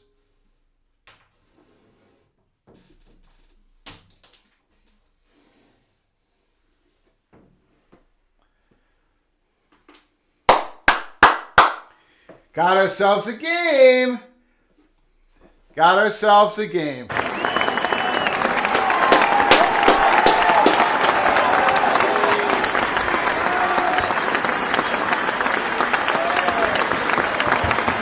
Let's go, Pac-12 championship. 27-24. Holy cow.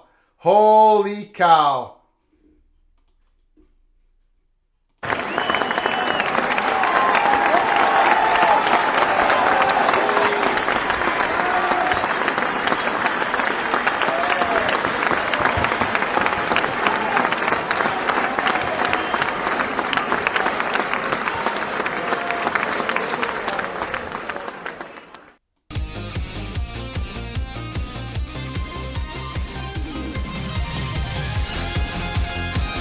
Caleb Williams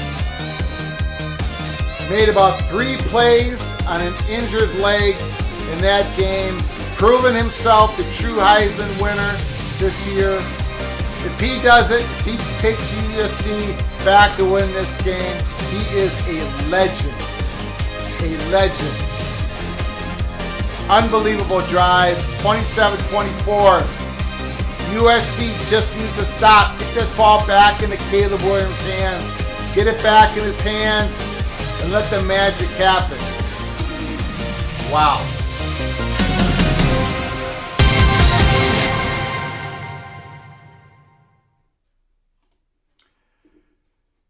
Great stuff. Great stuff. Utah gets the ball back. Tony, if Purdue beats Michigan, do they go to the Rose Bowl? The answer is yes. If you win the Big Ten championship and you do not go to the college football playoffs and the Rose Bowl is not part of the college football playoffs this year, you go to the Rose Bowl. That is written in stone. That is written in stone. Badger Ron, one long drive will do it. Let's see it. Let's see it, Cameron Risen. Let's see it. Utah's going to have to score again. They're probably going to have to score a touchdown to win this game. Another touchdown. 27-24. Are you going to put your chips in the middle of the table and say Utah's going to be able to stop Caleb Williams from scoring again the rest of this game? No way. No way. And that's not a shot against the Utes defense. We got a flag on Utah. Don't want to do that. Don't want to start behind the... You don't want to start first down and 15.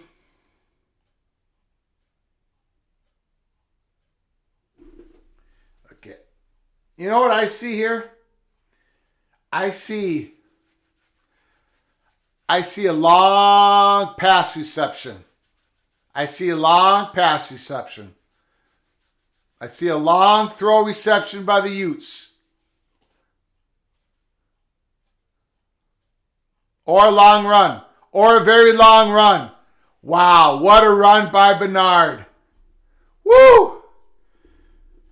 Wow, what a play. First down.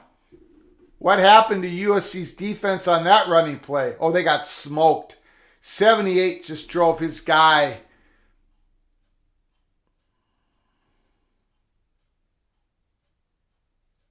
First and 10. First and 10. 40-yard line. Run that ball again. Run it again. Nope. Fake handoff. Someone might be wide open. Wide open. 87, 20, 15, 10, 5. Touchdown! Utah! Holy smokes! Touchdown! Touchdown! Touchdown! The Utah has scored again. They're up by 10 again. Unbelievable. Rising wide open. Missed tackle. Missed tackle. How many? Oh, number 7. Unbelievable poor attempt by number 7. Who's that guy for USC? Terrible. You got to do all what you can to keep them from scoring. Force that field goal. Even if it's within the 10-yard line. Terrible tackling. Excuse me. I don't even know how to speak. 34-24, Utah. Holy smokes. Hey. You just had your quarterback playing on one leg, making that unbelievable drive for USC. He's playing with all he has, all his guts, and you do that type of tackling on defense?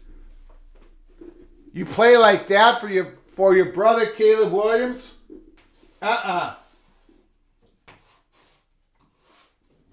No, that's not good enough. That's not good enough.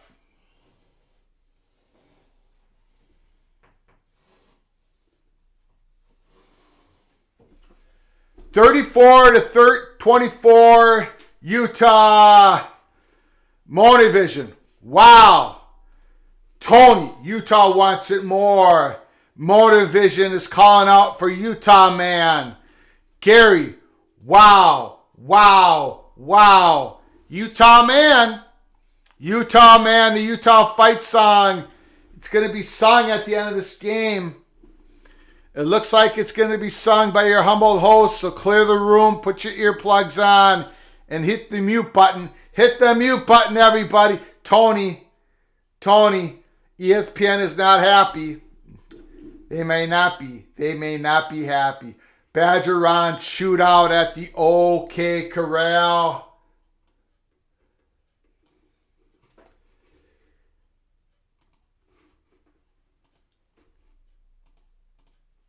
Tony, ESPN, not happy.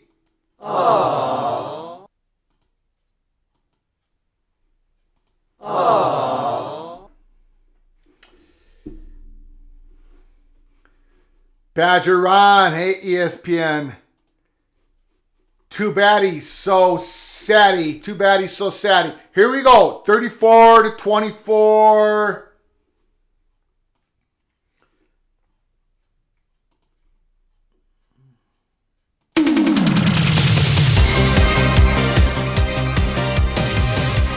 Does Caleb Williams have it in him one more time?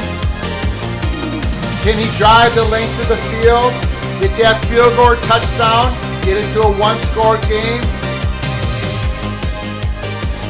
He needs help. He needs somebody to make a big play. He's playing on one leg. He's playing on one leg. Gutsy performance. Great performance by a Heisman Trophy winner, Caleb Williams.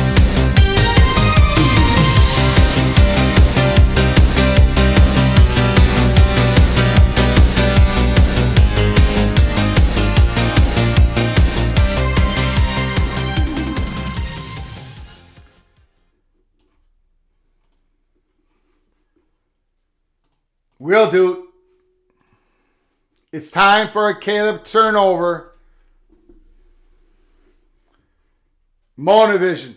Still a lot of time left. Utah needs a pick 6 here. Monovision says they need a pick 6. Daniel, Mr. Hoosier, looks like Ohio State is in if USC can't get it together. Buckeye Nation is sitting on the edge of their seats. Buckeye Nation is sitting on the edge of their seats. They're ready to celebrate in Columbus, Ohio, everywhere around that state in Ohio. Tony says Fox put up a stat, 22 missed tackles tonight for University of Southern California. 1st and 10. Could Williams bring them back?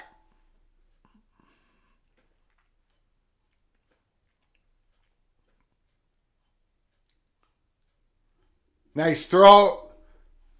Addison. Good first down gain. There's 9:56. There's plenty of time. There's plenty of time. USC, we know they can score real quick.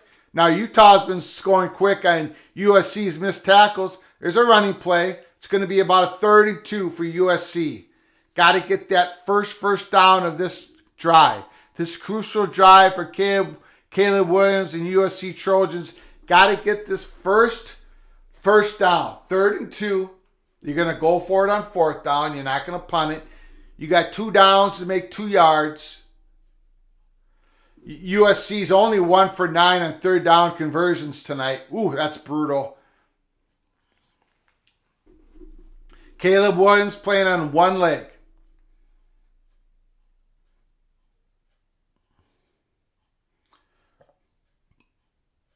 Inside handoff. He's stuffed. It's going to be 4th and about 3 yards, 2.5 yards. This is the play of the game right now, right here. USC needs to make this first down. They got the ball deep in their own territory, but they got to go for it on 4th down. They're down by 2 scores. You got to go for it. USC's offense without Caleb Williams, without being able to use his legs, it has limited that offense. 4th and 3. Play of the game. At their own 32-yard line. Caleb Williams. Pac-12 championship. He can't get out of it. Throwing it deep. Wide open! Addison at the 20-yard line of Utah. 4th and 3. You got to be kidding me. Holy smokes.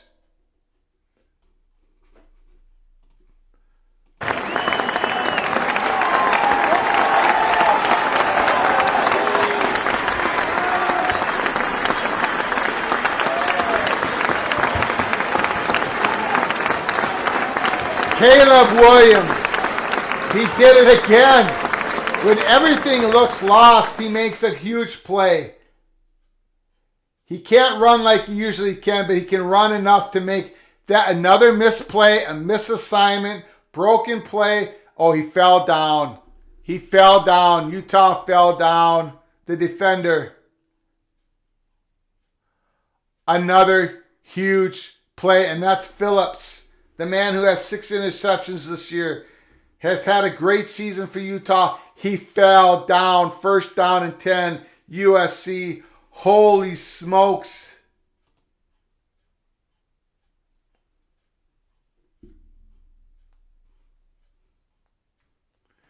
Yep, I did see the Bear leaving for Fox.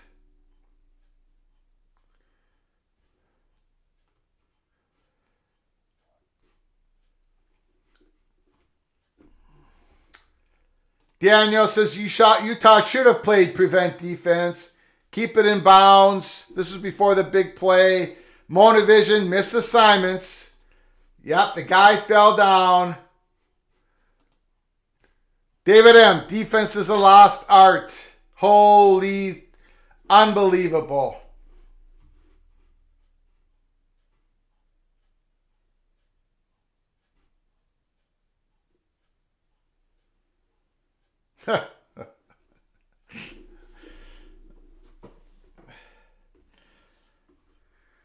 Wow. Terry Nord says Lincoln Riley came from Oklahoma, the Big 12. USC is looking for a new conference. USC belongs in the Big 12. USC is not looking for a new conference anymore. Terry Nord knows above all, when I put out that tweet on March 31st that USC called the Big 10, when I put out those little videos in April, Terry Nord was pretty much the first person who knew that USC had called the Big 10. And Daniel, Mr. Hoosier, he was also told very early on when the whole country didn't know it. So Terry Nord is joking around. USC is not looking for a conference, and he knows that. What a throw. Caleb Williams.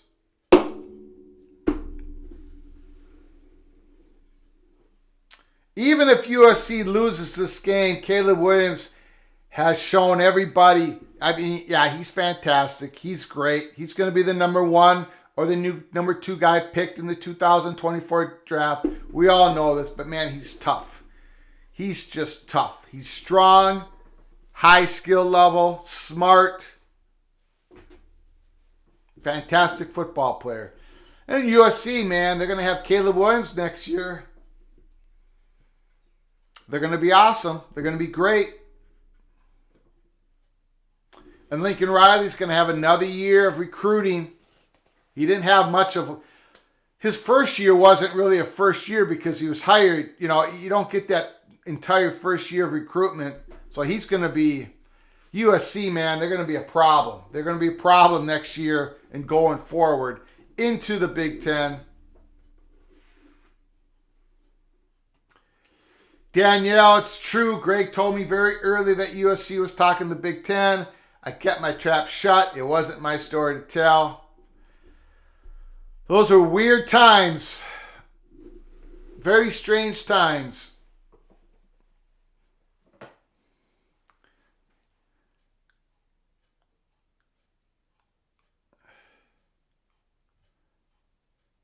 They brought the card out.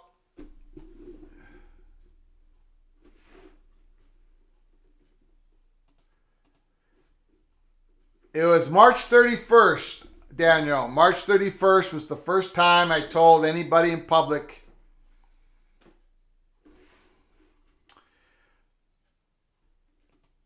Gary, Walt Disney can't afford the Bear. How are they going to pay the PAC? I don't know what happened there. The Bear had been with ESPN for like how many years? For how long? I don't know what happened there. But that's a good get for Fox. Tony, who are the Gophers going after in the portal? There's one name they're going after. They're going after him hard. I don't know if they can get him. And that's Corey Crooms. Corey Crooms. Corey, C-O-R-E-Y, Crooms, C-R-O-O-M-S. Wide receiver, Western Michigan. End of the transfer portal. He's a slot guy. But a lot of teams are going after him. Minnesota thinks they have a shot. 1st and 10, 20-yard line. USC now has life because Caleb Williams, Superman. 1st and 10.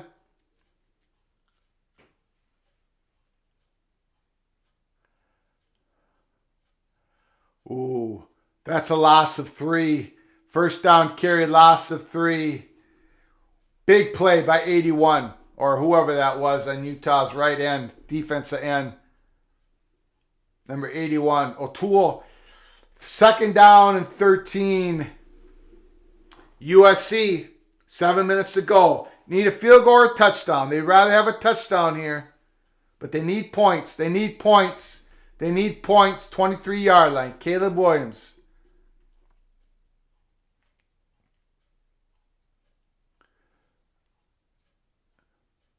Picked off! Picked up by number 11. Utah. Interception. Holy smokes. Holy smokes.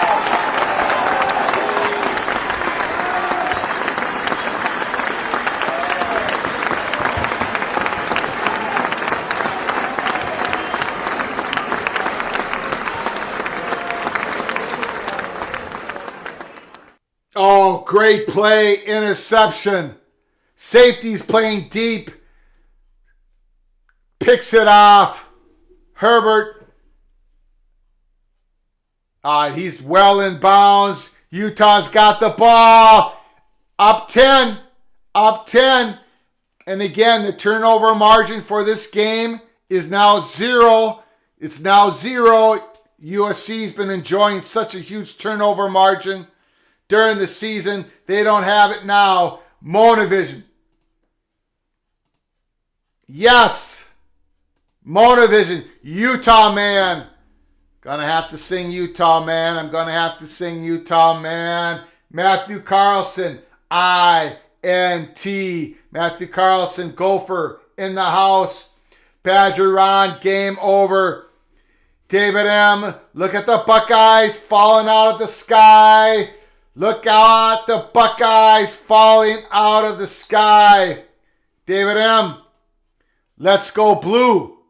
Ooh, nice pass on a 2nd and 9. It's going to be 3rd and short. 3rd and 2 through 3rd and 3.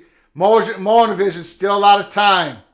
Jeff Olson, warm up those vocal cords. I've been talking for 4 hours. My vocal cords are so warmed up.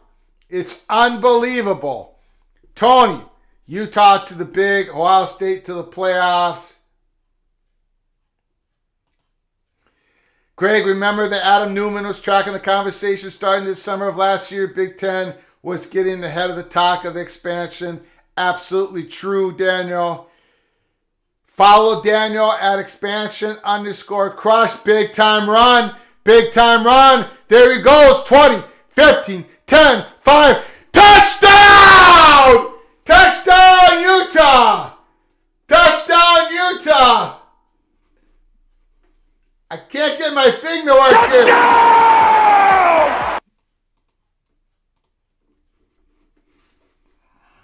Touchdown! Touchdown!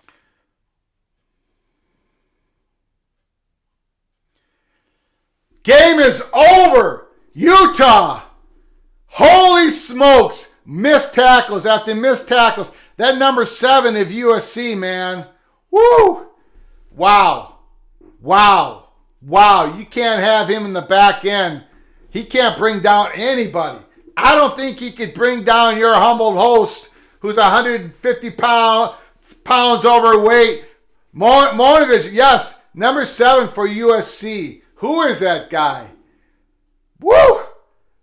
Man, you Monovision, Utah, man. I'm going to have to sing it right now. I'm about to lose my voice. Gary, game, set, match. Tony, USC's run defense will have to get better in the Big Ten. A lot better. That's what I'm saying. You know, USC's just going to have to get bigger and better because they got to play a Utah type of team every single week in the Big Ten. Jeff Olson, Buckeye. Gary, Tony, 100% right, correct. Tony, USC to the Cotton Bowl. Boy, I don't know.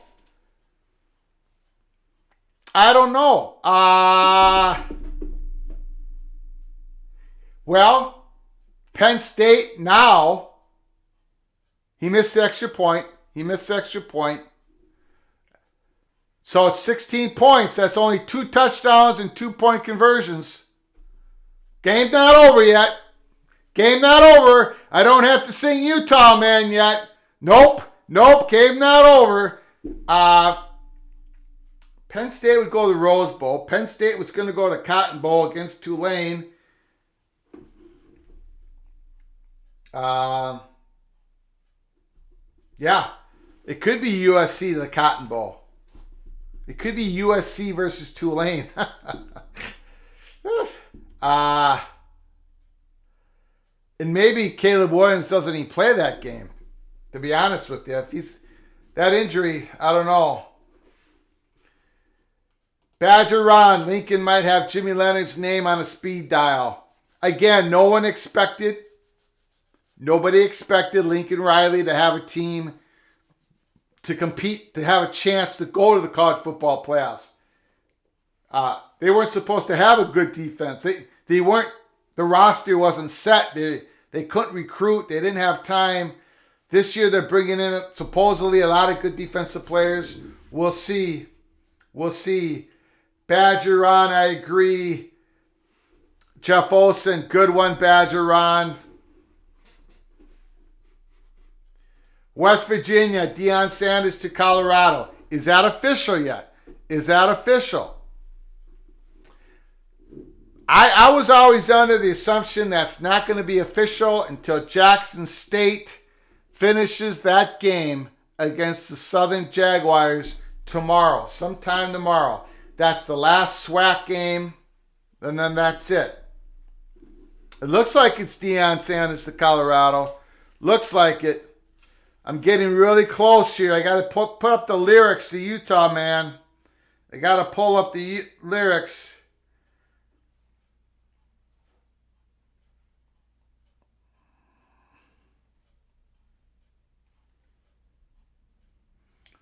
Will do. Utah Man song. My family wants to hear it.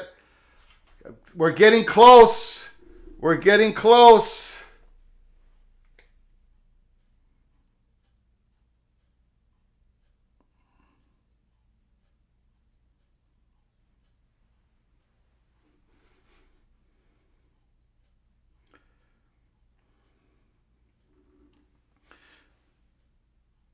Okay, I got it set up.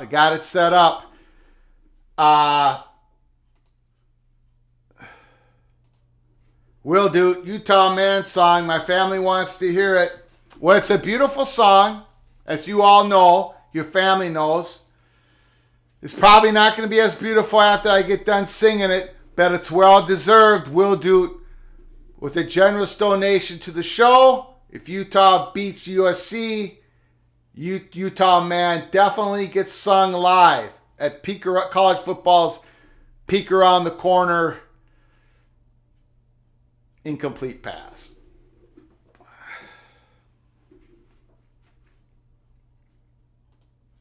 Monovision, don't jinx it, Greg. Don't jinx it. All right. Okay. We're getting awfully close. Tony says we'll know Sunday about the Deion Sanders. Little pass out there. 12-yard gain, first down USC. That was a tough miss extra point by Utah after that penalty. Keeps it a 2-score game, basically. 2 touchdowns, 2-point conversions.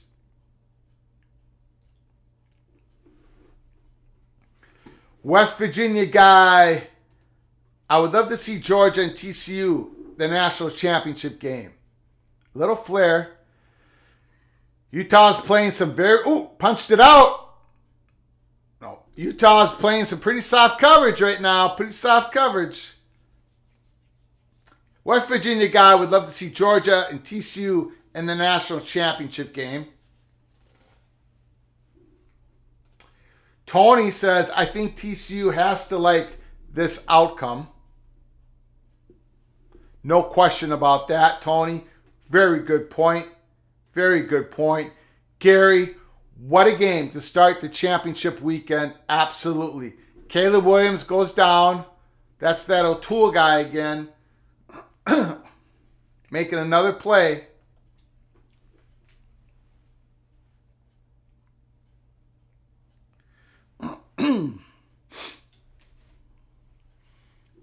Second and 19.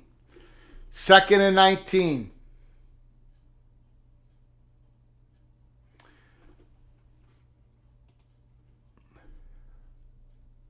Oh, batted pass. Batted pass on the second and 19. We got third and 19. West Virginia guy says TCU 35. Kansas State 24.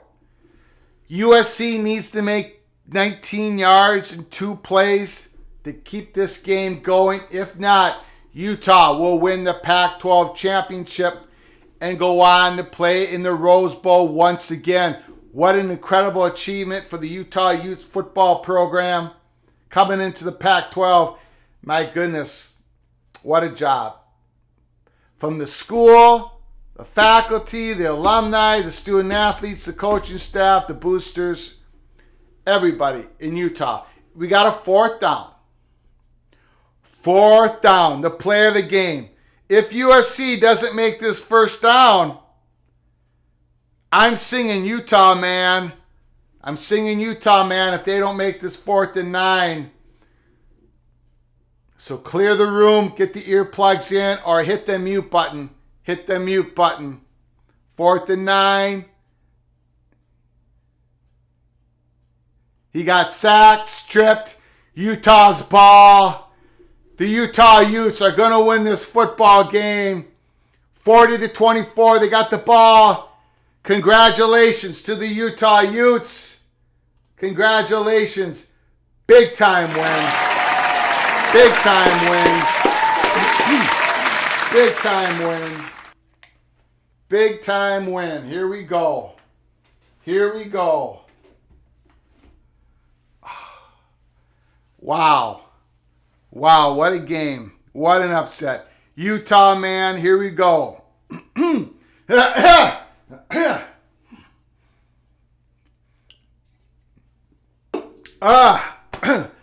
Okay, I'm giving you your last warning. I'm giving you your last warning. Put the earplugs in, clear out of the room, hit the mute button. Whatever you need to do to survive for the next 55 seconds, please do so. You cannot sue me because I've given you an advance warning. Okay, Utah, man, and Will Do It and the family, this is for you. Thank you for your support for Peek Around the Corner. I'm not going to sing the song as fast as it's written because my old northern Minnesota slang and accent can't quite sing that fast, but I'm going to give it my best shot. Here we go. I'm a Utah man, sir, and I live across the green. Our gang is the jolliest that you have ever seen. Our co-eds are the fairest, and each one's a shining star. Our yell, you hear it ringing through the mountains near and far.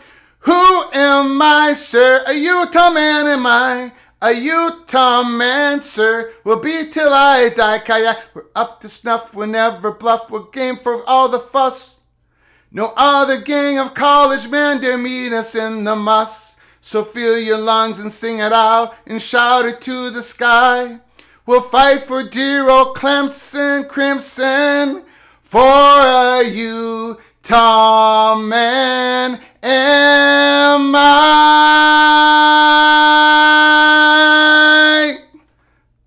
There it is. There it is. I screwed up about 4 words on all the notes. Congratulations. Congratulations to Utah. They just scored again when I was singing the song. That's not bad. That's not bad at all. Hey, Will Dude, thank you for the donation. Appreciate it. Appreciate it. Thank you.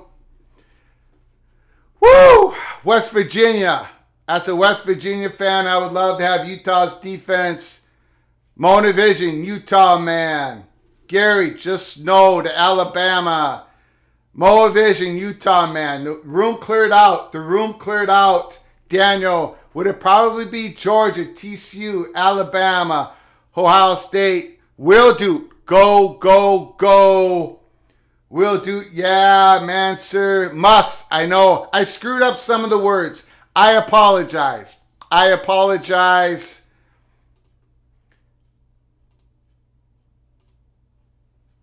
I'm just going through all the comments here. Nice job, Greg. Thanks, guys. Appreciate it. Wow. Wow. Will Doot, great job, Greg. Thanks for the great eating. Thank you for the donation, Will Doot. Thank you so much. I hope your family, I hope they'll be able to sleep at night having a northern Minnesotan with a strange accent try to sing that song. Appreciate it. We still have one donation out there. I have to sing the TCU fight song if TCU win because of generous donation from Monavision. So we'll see. If TCU wins, I got to sing their fight song, and I haven't even started practicing it yet. So, Tony, I closed my eyes, and I was sure I was on a Barry Manilow. Barry...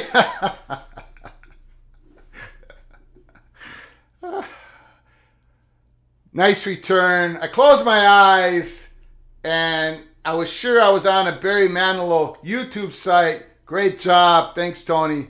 Appreciate it. West Virginia guy. Will USC be in the New Year's Six Bowl? Absolutely. Absolutely. Absolutely. Probably the Cotton Bowl. But, Daniel, good job, man. Thank you. Appreciate it. Greg Flukar for president. What is that saying from Lyndon Baines Johnson? If nominated, I will not serve. Elected, whatever that saying is. Whatever that saying is. No, I will not serve as president of the United States. But thanks, Daniel. Badger Ron, bravo. Thank you. Thank you. I don't know how the TCU song goes, so it could be a horrible night tomorrow night. If TCU wins Kansas State, I'm going to have to start the show, Big Ten show, tomorrow night, watch party, with the TCU fight song. So it could go bad, guys. It could go real bad. Watch party tomorrow night starts at 6:30 Central Time, 7:30 Eastern Time. Big Ten. The Purdue Spoilermakers versus Michigan Wolverines. Kickoff is a little bit after 7 Central Time. We're going to start a half hour early, just like we did tonight. Get our juices flowing. Get your bag of chips, your favorite beverage.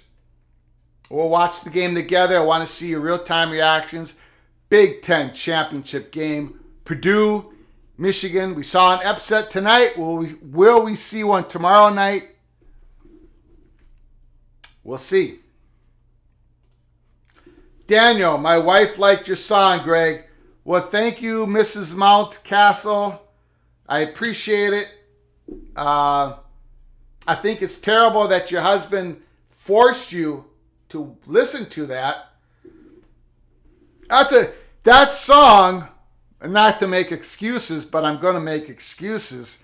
That song is really sung fast. I mean, I slowed that down, and I could barely get the words out. I have a hard time pronunciating words, as you all know. So that was a tough song, but a beautiful song. Beautiful song. Mo and Vision. It's actually a William Sherman quote, an Ohioan who went to Georgia. Oh, that's okay. All right. Motivision. If nominated, I will not run. If elected, I will not serve. That's exactly my answer to Daniel saying Greg Pflugar for president. If nominated, I will not run. If elected, I will not serve. Matthew. I feel Georgia and Michigan and TCU are in no matter what the results tomorrow. Probably. This really helped TCU. The only, big sack. The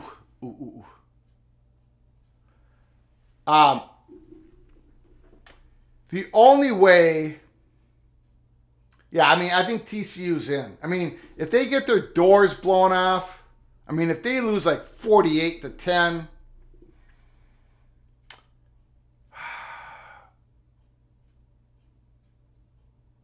I still think TCU makes it. I really do. But it would be closer. I just don't see Alabama getting in. I don't see Alabama getting in front of Tennessee. That's my problem with the whole thing. Yeah, TCU, man. Hey, congratulations, TCU. Congratulations, TCU. Max Dugan. Coach Dykes, Quinton Johnston, Kendra Miller, running back. Congratulations.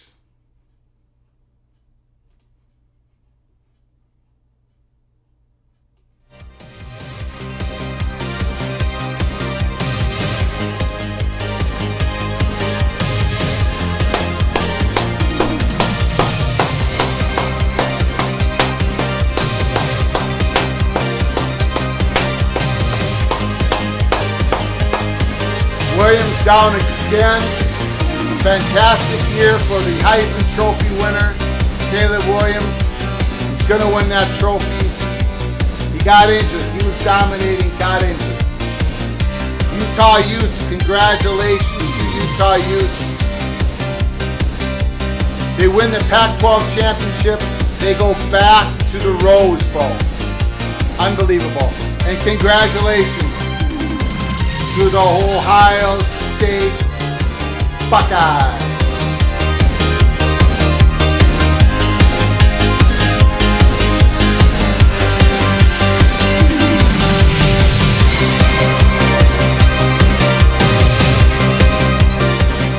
Thank you to TC. Our congratulations to TCU.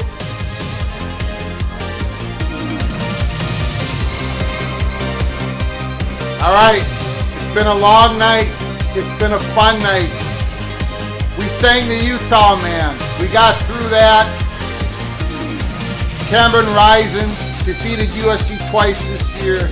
Tomorrow night, be here 6:30 Central Time, 7:30 Eastern Time, as we watch the Big Ten Championship game together. Michigan, Purdue, J.J. McCarthy, Aiden McConnell, Jeff Brown versus Jim Harbaugh. Until next time. From all of us at Peek Around the Corner, to all of you, please, you all take care of each other. Thank you so very much.